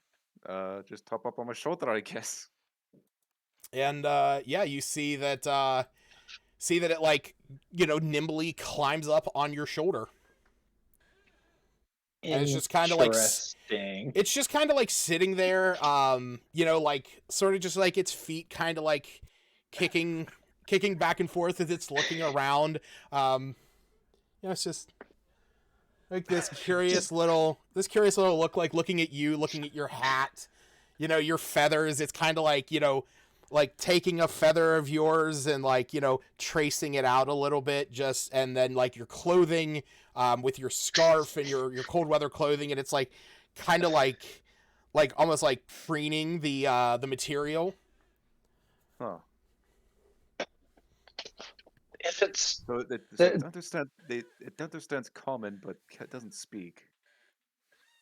maybe it can understand but not speak common. I mean, Neoguri said it's definitely not a Fae. The only other thing I could think of is if it's a Celestial, but Neogiri goes, he looks at you, kind of rolls his eyes, and he goes, "Oh yeah, the only things that don't come from this world, they gotta be Fae or Celestial, I guess." In Sylvan, Aurora will just respond back with, "Says the one that can magically summon a gun." He just sort of shrugs his shoulders at that one. You said it felt cold, right? Mm-hmm. Huh. I can try in common now. I can try talking to it in Celestial to see if it responds at all. I mean, I don't think it's any form of beast I've seen, so I don't even think my abilities would work. Well, it feels cold. It aura it gives off is cold, or at least a different sort of cold than the cold that we're standing in. I think it might be elemental. Yeah. Well, possibility. We're waiting for the DM to say anything, but I don't think the DM's going to say anything. I was gonna say it's a possibility. Possibility. Well, but we're getting distracted. We got to get to town and help Groff and Marcus. Yeah. First things first. Let's help them, and then we'll figure out whatever he gestures to it. This is. Yeah, come along, friend. Along for the ride, I suppose. Did you take the little cluster of snowflakes? Well, I put my hands out for it, but you said it jumped into my hands. Oh yeah. It left the like once you said, hop on up, it left the little cluster in your hand. Oh, okay. I'll just kind of like curiously look at it in my hand. The little creature on your shoulder looks at you, kind of has that same jovial look, gives you a little thumbs up. I'm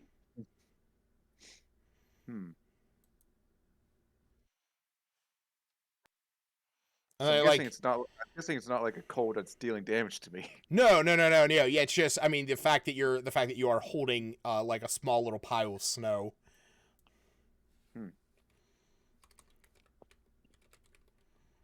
Interesting enough, I guess. Let's get these two figured out, and then we'll figure out what's going on with this. Oh yeah, here's a better picture. This is kind of what I wanted to. This is what I was trying to find. This is more or less what you're looking at. Oh, so it's got like the straw coat thing? Oh no. No, Definitely look more to that middle or to the bottom one, the one that's like white. Naked. Yeah. So, but the little thing that it gave you, like I said, it's just like kind of a little pile of snowflakes, but they all kind of seem to like be coalesced together and move all as one. Huh. Now, Lucas, after seeing this small creature with a mask, does the moon look any closer? It's got a big shit-eating grin on it. As we're walking, am I able to cast Identify?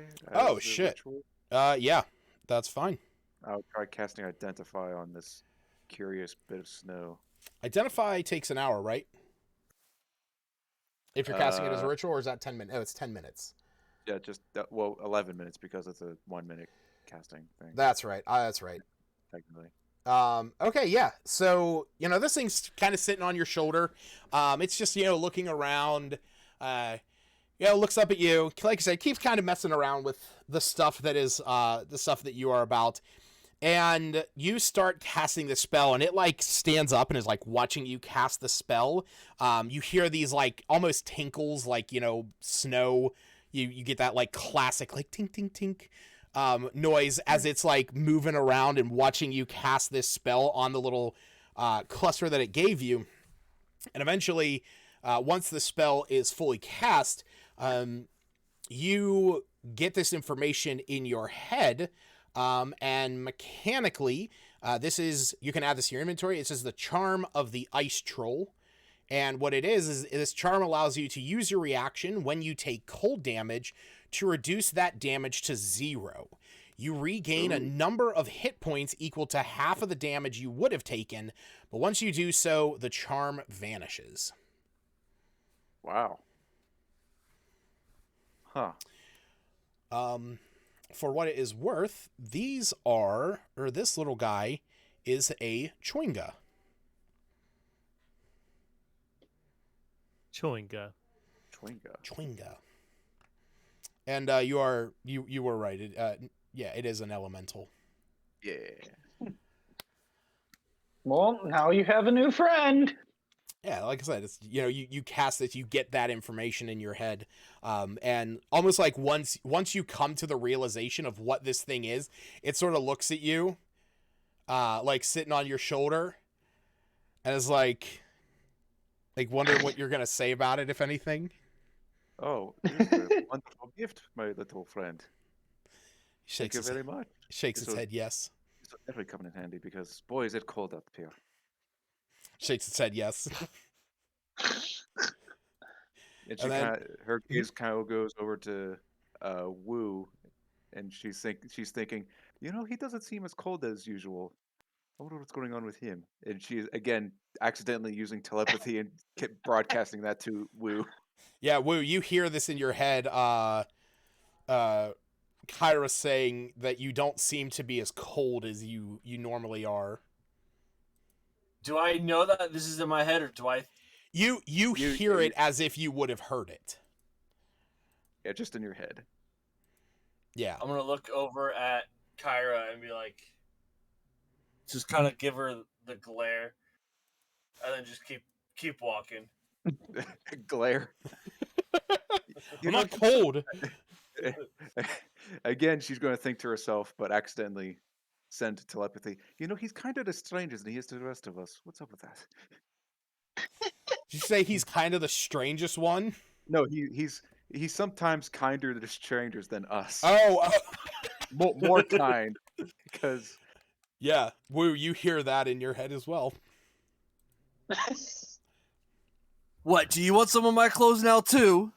What? What? Excuse me?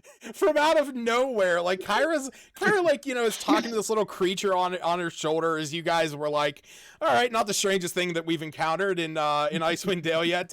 All right, let's keep moving.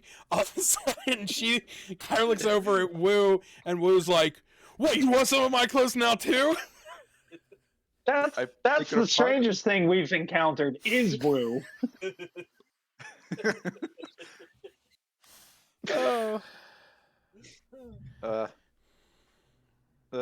No. Did That you all right there, Woo? Did you get bit as well? No, Groff, Kyra's quick. asked me. I look warmer than usual. No, you're kinder to strangers Oh, than you are to the party. sometimes. Which arguably you did like give up some of your clothing, and your blanket. So it's not it wouldn't be out of question for you to say, "Do you want me to give you some of my clothing too?"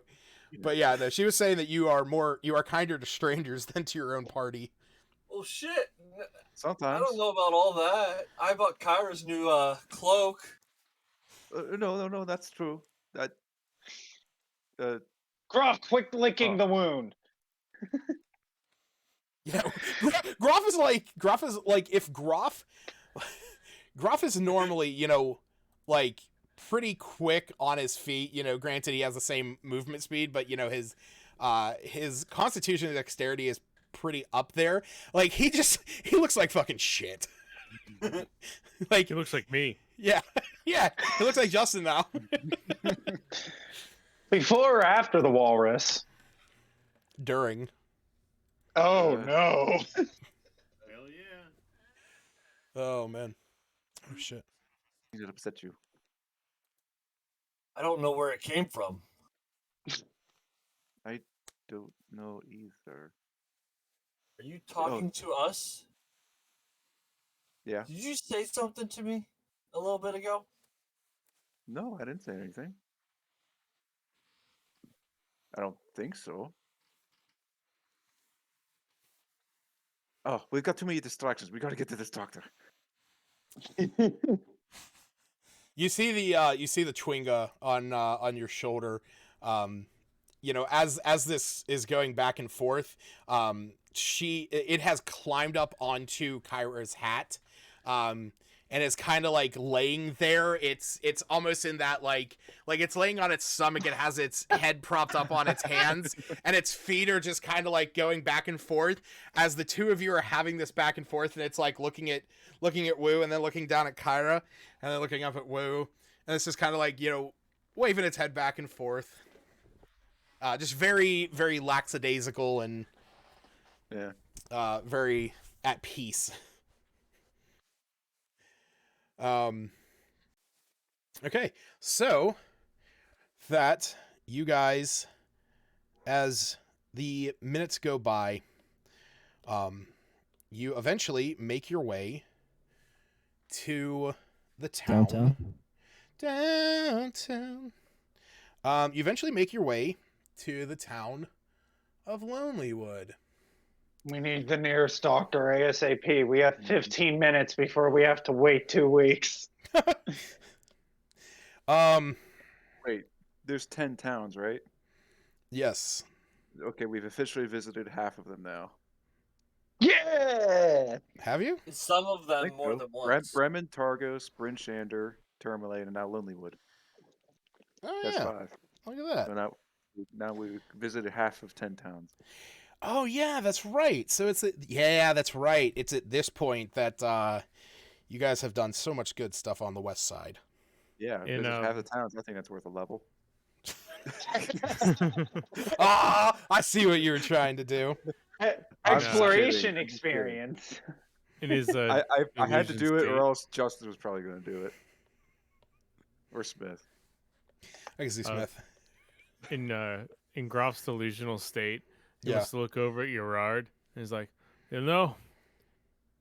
we've been to 5 of these towns. You don't have any badges. What's up with that? Well, I haven't found any companion battle leagues here yet. I mean, I haven't found anybody that even knew what it was when I got here. Gotta remember, west side. You are on the west side. Pokemon's on the east. Well, there's 10 towns. Yeah. 8 Over here, badges. yeah. Nobody's heard of it because here it's Digimon. What wasn't it in Sun and Moon? No. There was like you got 4 coconuts or something. But there was got- like you got- 4 gyms that you played a mini game, and then you did a battle anyway. So Yeah. Yeah, exactly. You got like 4 weird tokens or whatever, and then all of a sudden they're like, yeah, we're trying to become a Pokemon League. So here's our version of the Elite Four. Go kill them. Let me tell you about this place I heard, Gerard, called the Orange Islands. Oh no. Maybe another time. I gotta find a doctor. Which in reality, all it is it's a series of islands just off the Sword Coast that it is the only place in all of Faerun that has oranges. It is the only island where orange citrus is physically possible to grow. Does the Orange Islands have anything to do with the Indigo? You know what? We got to get to that doctor now. Yeah. Do you think we also We'll have just tell you. tangerines? Maybe clementines? Tangerines. Those There- aren't there's real. 4 leaders, How about blood oranges? Do I they have love blood that. oranges? and 3 of them make you do these acrobatic things, and then the 4th one's lazy, and he's like, I don't know, we'll just fight.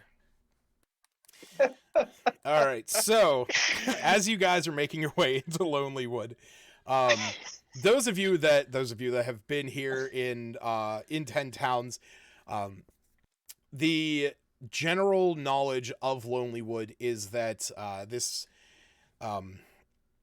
town was is a quiet town for the most part, generally keeping to themselves, mostly of loggers, fishers, and scrimshanders.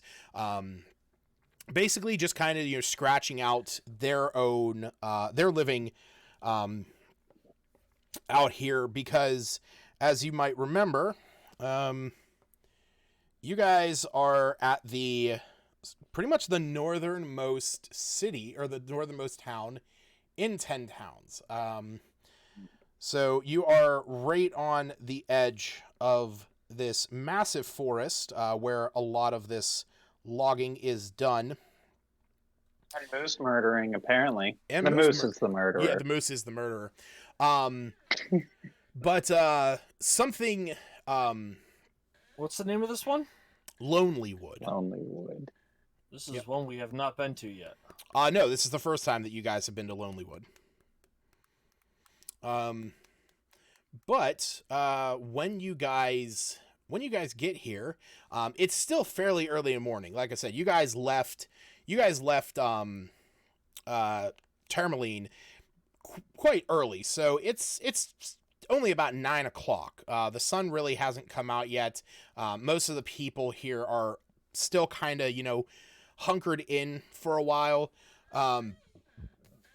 But one of the things about Lonelywood, like I said, is that it is full of loggers. That most of their industry up here is based around the forest, felling and hewing trees used to build boats and other buildings. And then that is also transported out as an export to other towns such as Tourmaline and Targos. Also, making its rounds beyond there. I'll be right back. Yep. But for as long as 10 Towns has existed, Lonelywood being the furthest north settlement here, it has attracted the region's kind of shadier elements.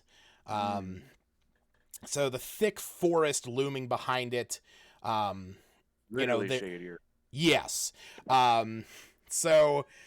But the information that this is going to be mostly Groff and Wu knowing this, and I would say probably Wu more because he literally is born and raised within the towns. Whoa, spoiler. I mean, I don't think that was ever.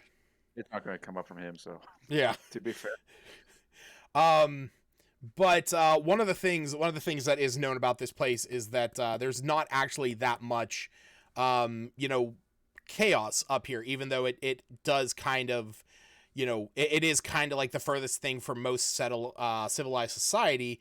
Just the reality of this place is actually a little bit harder to live due to that fact. So most people kind of, work together. When you say shadier people. Yeah. Yeah. Okay, so if/when Dr. Scornstein was a real doctor, he would have been here. This is actually where Kevin and I discussed that the doc was from. Okay.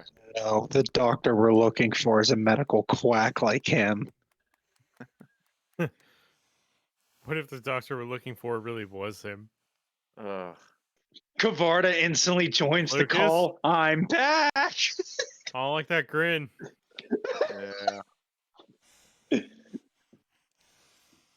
Yeah. So once you guys arrive, Fair. once you guys arrive, what do you do? Looking for. I'm trying to find the doctor. Looking for the nearest tavern. Ask around. Yeah, once you guys get in here, like I said, most of the townsfolk aren't, they're really not out and about just yet. So you do it's still fairly dark out. But I'll say that you do run into a man who is, preparing for his day. Like he sees all of you making your way in, kind of a bit shocked to see such a group. But he sees you all approaching him and just gives like a quick wave. Can I help you? Well, Sorry. yes, sir, if you could spare a moment of your time, could you tell us where this supposed healer is in Lonelywood? A doctor of sorts? The doctor. The doctor? There's only one? Yeah. Talked to him for a little while. His house is up by the Lucky Liar. Oh, thank you. Okay, now we got to find some place called the Lucky Liar.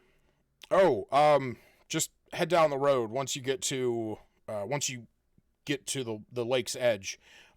Just head up north. You'll probably start seeing people heading in there. It's the local tavern. Oh, I see. All right. Thank you, sir. Mm-hmm. Let's make haste. All right. So you guys make Does your he way. make a disgusted face when he mentions the doctor at all as we're talking to him? Like, No, you roll me an insight check. Well, he did say something about hasn't seen him in a couple days. I haven't seen him in a little while. Yeah. oh, for fuck's sakes, if it's just fucking Kavarda and we have to go to the cave. That's a 10. Yeah, you don't really get anything from him.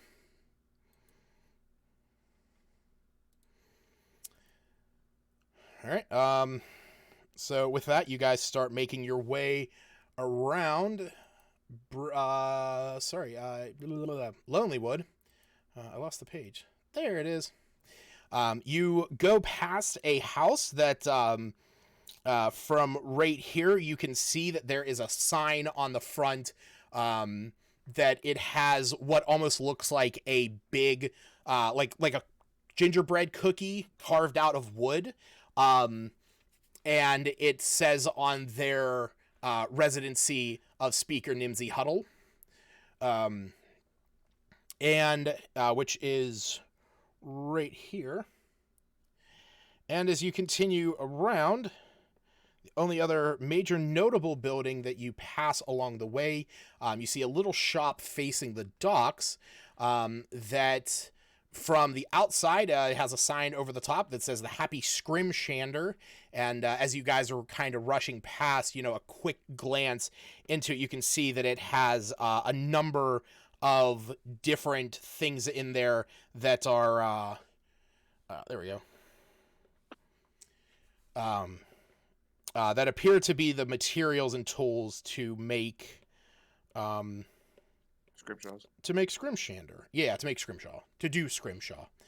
But just beyond that, to scrim some Shaw. But just beyond that, you see the building that he described to you as the Lucky Liar, or you see the hearth, the chimney of the hearth, building up. But it's, it's not a crazy big place. So when you said the Lucky Liar, I guess it's because I've been playing a bard, but I imagined lyre the instrument. Oh yeah, no. Yep. I can see where you're getting that though. Yeah. And then you see you see a few houses around here.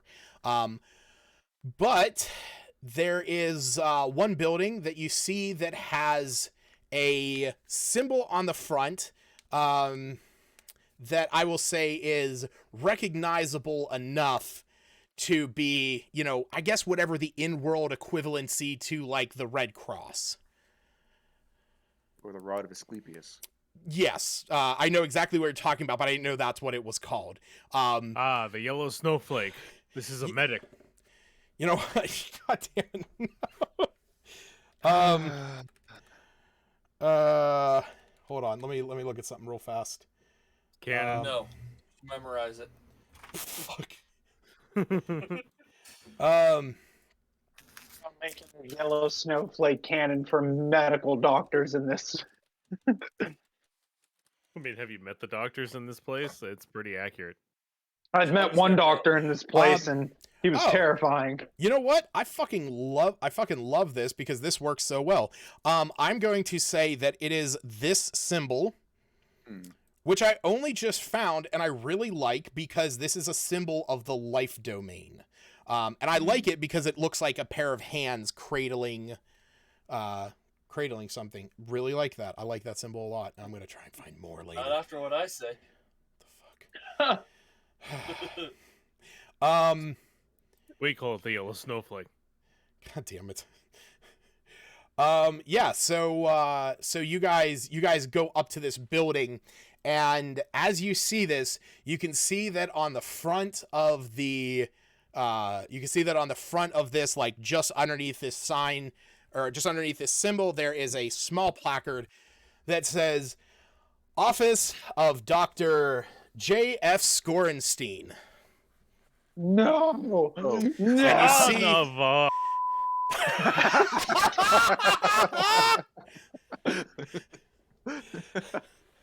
and you can see that it appears getting PTSD. and you can see that it appears that this place hasn't been occupied for some time. Oh, whoa! No. Son of a bitch! He never mentioned he was from Lonelywood. Woo! I need you to cut off my arm. All right. Which one's infected? I don't even know anymore. Just get them both. Just get them both. Wait. What, Smith? I will also offer my sword to Groff. Yeah. Sure. Boreas is like you hear this voice in your head whenever and granted, I imagine Groff is joking about this, but you just hear the voice in your head say, he stole our kill. We should claim his blood. Everard will just pinch the bridge of his nose and be like, well, we know the good doctor, so let's just break in and see if he has the materials to cure this disease on our own, since we were told how to. And then let's go see the good doctor and punch the good him news for is it. that the cave, it's near the Dwarven Valley. It's not that far. It would probably take another day or two, but They don't have a day or two. yeah. Gonna open up, see if we can open up the office. Yeah, you go up, you jiggle the handle. There's really nothing. So it's locked, or? Yeah, it's locked. Okay. No, it's not. I kick the door down. Okay, Groff is gonna try and kick the door down. So yeah, go ahead and try.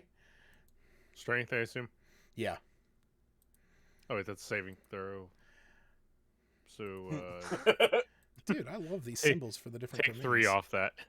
Take 3 off that. Okay. Yeah. You, in your weakened state, you kick this. You're almost sent onto your own butt. As you give this a really good kick, but nothing really happens from it. When I got a little bit of an idea, I'll turn to my little Chingwa friend. Is it possible you could squeeze into that little lock and unlock the door for us? It looks at you. Looks over at it. Roll me persuasion. I also don't want to alarm anyone, but it is 9 o'clock because I didn't know if you had to be there at 9 o'clock sharp. 13. See. You I love this. You see that it looks over at the keyhole that's on there. It is a little bit smaller than what this thing could fit through. But it looks at you, and it like looks at it, and it goes, and then like points to itself, and it's like a little bit bigger, and then it's like 1 minute, and then you see it like moving its hands about, and all of a sudden you just see snowflakes starting to fall out of the like keyhole. Nothing happens beyond that, but like while it's kind of swirling its hands about, you just see these like snowflakes falling out of the hole, and it looks over at you and just like thanks, I guess I'll try opening it, see if that did anything. Yeah, no, it's still locked. It's just really cold. It's even colder now. Magic snow before. Can I lockpick it now? Damn it. Sure. Oh. I didn't know you had a lock picking set. He has thieves' tools. Yeah. Let's get the wait, you don't have No, you don't. Do I not? No. I was like, wait, no, you're proficient with thieves' tools. Can I try kicking it open? There is something I'm starting to wonder here. Maybe we shouldn't be doing this in broad daylight. Yeah, it is. It is starting to get, there are some people around. Like, you do see that, like, especially the fact that you're standing right next to the Lucky Liar, which is the local tavern. People are kind of, like, starting to go in there, and you see some people, like, looking by as, Groff went and kicked this. Kyra, you see this, like, snow falling out of the lock. Woo's looking across his body, and he's like, fuck, I thought I had lockpicks somewhere. And Smith's just like, out of my way. And how big is this building? Like, I want to look around and see if there's windows in there. More of a house. I mean, it's kind of like a house. What you would imagine on the inside to be like 2 rooms on each floor, but it's like a very, short floor. He's got Listen, a story house. He must have been doing well. Listen, guys, before we start doing property damage, I'm sure if we talk to the speaker and say that we knew Cornstein before he broke his legs, and ran off to do whatever, maybe they have spare keys, or maybe he had an understudy. I don't remember him mentioning an understudy, but maybe let's not break into a building that may or may not have guards in this town to begin with and get ourselves arrested. Let's burn it to the ground. And as you're saying I like that idea though, but as you're saying all this, like Smith gives like a good kick, but the door is holding strong. And it's once you're starting to like talk about this, you hear a voice come from behind all of you as says, why are you trying to break into my office? And as you turn around, you see a furbolg standing there with blue skin and red hair with a beard. And Quarantine, I know. Are you Dr. Gorenstein? Yes. Fuck. Why are you trying to break into my office? Well, we have a little bit of a desperate situation here. My friend and my other friend's pet have been infected with some sort of disease, and we've been trying to find a doctor of sorts. He points to like right next to where his like slightly to the right of where the name is on the wall, and he says, if you just waited another 10 minutes, I would have been here to open the door. And he points to where it says that he opens at 10 o'clock. Erard is currently doing hand motions in the air, trying to connect the dots. We have a hilarious situation that I'll explain afterwards. But we'll be right out here once you're ready. Well, if it's that dire that you are willing to break down my door, but it's not your door, it's his door, and he has broken legs, and don't mind him. You said that your friends were facing a disease. Is it madness? Please. No. Let's get inside out of the cold. Yes. Thank you. And with that, he goes over, he pulls out this like cluster of keys, opens up the door, and gestures you all in as he casts a spell, igniting the candles that are hanging up on the walls. Everard's still having a mental breakdown trying to connect the dots. Yeah. What isn't he having a mental everything's going to be fine. Marcus is going to be fine. And I guess Groff too. That's not the problem. There's two of them. We'll figure that out later. He kind of like, raises an eyebrow and he's like, I'm sorry, is there an issue here? No. Don't mind him. We've met somebody who went by the same name as you do, and we thought he would be somewhere else, and we thought this was his building, and like I said, it's a big hilarious story. I will tell later. Please help my friends Pet and Groff. First thing first. He holds up Marcus with the disease and then gestures to Groff with the infection as well. We were told people familiar with these disease threats in the mines of Terminain that there was needed some ingredients. I think they called it Syphoria, the disease. Yeah, it's I got it in a brothel once too. No. Wrong kind of disease. No, you're thinking of herpes. Ah, that's the one. Yeah. No, this is a different. Yes. No. Whoever your friend is, they are right on the nose. This is. She wasn't my friend. Yeah. Oh God damn it! Groff, please. we're getting you help. Just hang in there. He says, yeah, this is Syphoria. All right. Well, I'll make this easy for you. Either I can charge you for the act of curing this right here and now, but it will cost you. Or if it is a mild enough case,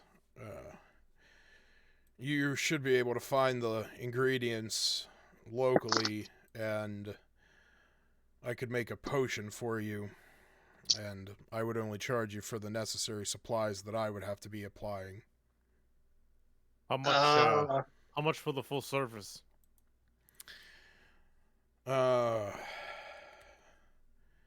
me see something. I do have Etna. I'm sorry. We only take United Dungeon Care. Nice. God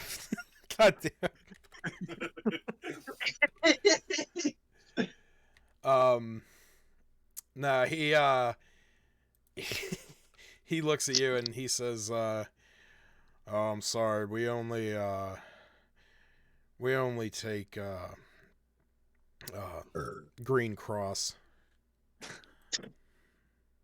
All of that build Green up Cross, for Green Yellow Cross. Shield. Fuck, I work in a fucking pharmacy, and I'm like, what are the insurance? And I remember, I don't fucking spend any time back there, because God knows I don't want to be back there. All right. Yeah, so he, now I gotta see this. Is it this? Yep. There we go. That's what I need to find. Well, while all y'all are taking care of this, I'm gonna go to the bar. Okay. What kind of doctor's office is a I bar? couldn't tell if that was in character or out of character. Yeah, really. Yeah. Little both. He looks at you and he says, well, it would cost you About 150 gold apiece. A piece. Well, So we need 300. yes. All right. My friend who went to the bar there, he'll pay for me. I don't think Wu has that much, Groff. Yeah, he probably does. Okay. We need to... Rod would be taken aback by this and be like, he literally only has maybe a day left. Yeah, we're going to figure this out. Okay, I've got 53 gold. So that's a Can't good we chunk. can't we strike a deal? I know the town's being plagued by a white moose, and that's one of the reasons why we came up here too. But I just Lads, I feel like a divine force has decided that we'll have to go hunt for the ingredients. I mean, you can also just pay for it. you don't have that kind of money. 300 gold, yes, to take both. Yes. The thing is that I could quell the effects for a day for roughly 25 gold. Simple lesser restoration spell would at least quell the effects of it. No need. And stop it from and stop. Yes, that'll hold it at bay. That might make it worse, but it How? would at least counteract the effects. You would not feel nearly as bad for a day. But to actually remove this disease, you would need the service of someone with more powerful worldly abilities, or simply the spell that I can cast, Greater Restoration. But, as any of you might know, it requires the component of diamond dust worth of 100 gold worth of diamond dust.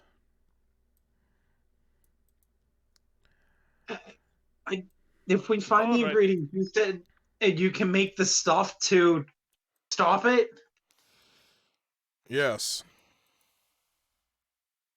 Are you? All right, let's go find the ingredients. Where would we find them? We got the them? ingredients. How much would it cost? If you go and get the ingredients, it'll just be the cost of those ingredients that I would be providing, which would be my tinctures and my tonics to make it, my time. It would be 20 gold a piece at that point. But, like I said, you would have to go out hunting for that. So it might be a little while before you could find that. Okay. What if we... I query the group. What if we just got the day's worth of suppression for Groff and Marcus, and then we go out and find these ingredients and then come back? I mean, I know Trex said it's not the ingredients we're looking for is fairly common, so that might help. It is true. You said the ingredients are local to this place? Yeah, they can be... Around the fungus grows naturally, and the other stuff you just will probably have to find rocky, up a little bit further to the north, near the edge of the forest, where the hills start to grow, and the rocky outcroppings form. There is a moss that grows wild up there that you will need. So that might be our best option to quell the effects for a day and then head straight there trying to find these. I think so. I ain't wasting no money on this quack. I'll be fine. No, you're not, Groff. I take more mountain chocolate and just more and more pale. Groff, I think like a sun. It's winter. It happens. Groff, I think the main issue is this might be the real doctor, and the one we were traveling with might have stolen his name. That's possibly a possibility. What does that have to do with our current situation? Other than Well, I'm nothing. not going to burn He's this not house a down. medical quack like the other doctor. Look, Dr. Skorenstein, here's 50 gold. Would you kindly apply the suppressive effects on my friend Groff here and Marcus the cat? well, if the lady's paying. Sure. And you see that he goes over, he grabs some ingredients off of he grabs a satchel over on the counter, walks back over, and begins to cast this spell, and you feel that the effects have been lessened. So what this means is that when the next 24 hours would carry over, you will not lose any more maximum hit points. And also, during this period, Groff, you are able to be healed by non-magical means. Does that also go for Marcus? Yes. Yeah. And it was 50 gold, right? Correct. 25 apiece. Okay, good. Oh, it's a good thing I made a killing back in Targos. Let's go get those ingredients. Could you briefly describe the appearance of these ingredients so we know what we're looking for? I think of course. Trex did. Trex gave you the names. Oh. Because I know he described a mushroom that you strain of yellow juice, but we just know it's like a moss, a fungus. a mushroom. Yes. And he goes over, he pulls out a book, and it has a slew of catalogs in it. Something that you notice about the book here is that it has the name on it, Janth.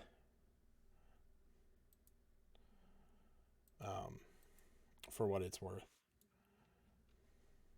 Hey, Doc, I have one more question. Yeah. You have any COVID tests? Oh, sorry, we sold out of all those. 800 boxes in one day. Can't find them anywhere, you know. It's crazy. So there's he shows you a picture of the Phallus Empedicus, the coprolite, as well as the brown moss. That's just poop. You're not That's wrong. Also just poop. So fossilized poop. It is. Coprolite is also known as fossilized dung. Is it really? Yeah. That's what coprolite is. It's fossilized. It's basically like petrified wood is considered a mineral because it's rock because it's been petrified. This coprolite is a rock, but it's poop. So he marks all of this down for you. Gives you all a show. So I think that's where we'll probably call it for tonight. Because I know Altman's got to head out of here soon. But yeah, so we'll pick up next session with you guys. I imagine heading over to the Lucky Liar, where apparently Wu is already. Yeah. All right, cool. Poop. Okay, so now that we're not streaming, I have to ask: was Kavar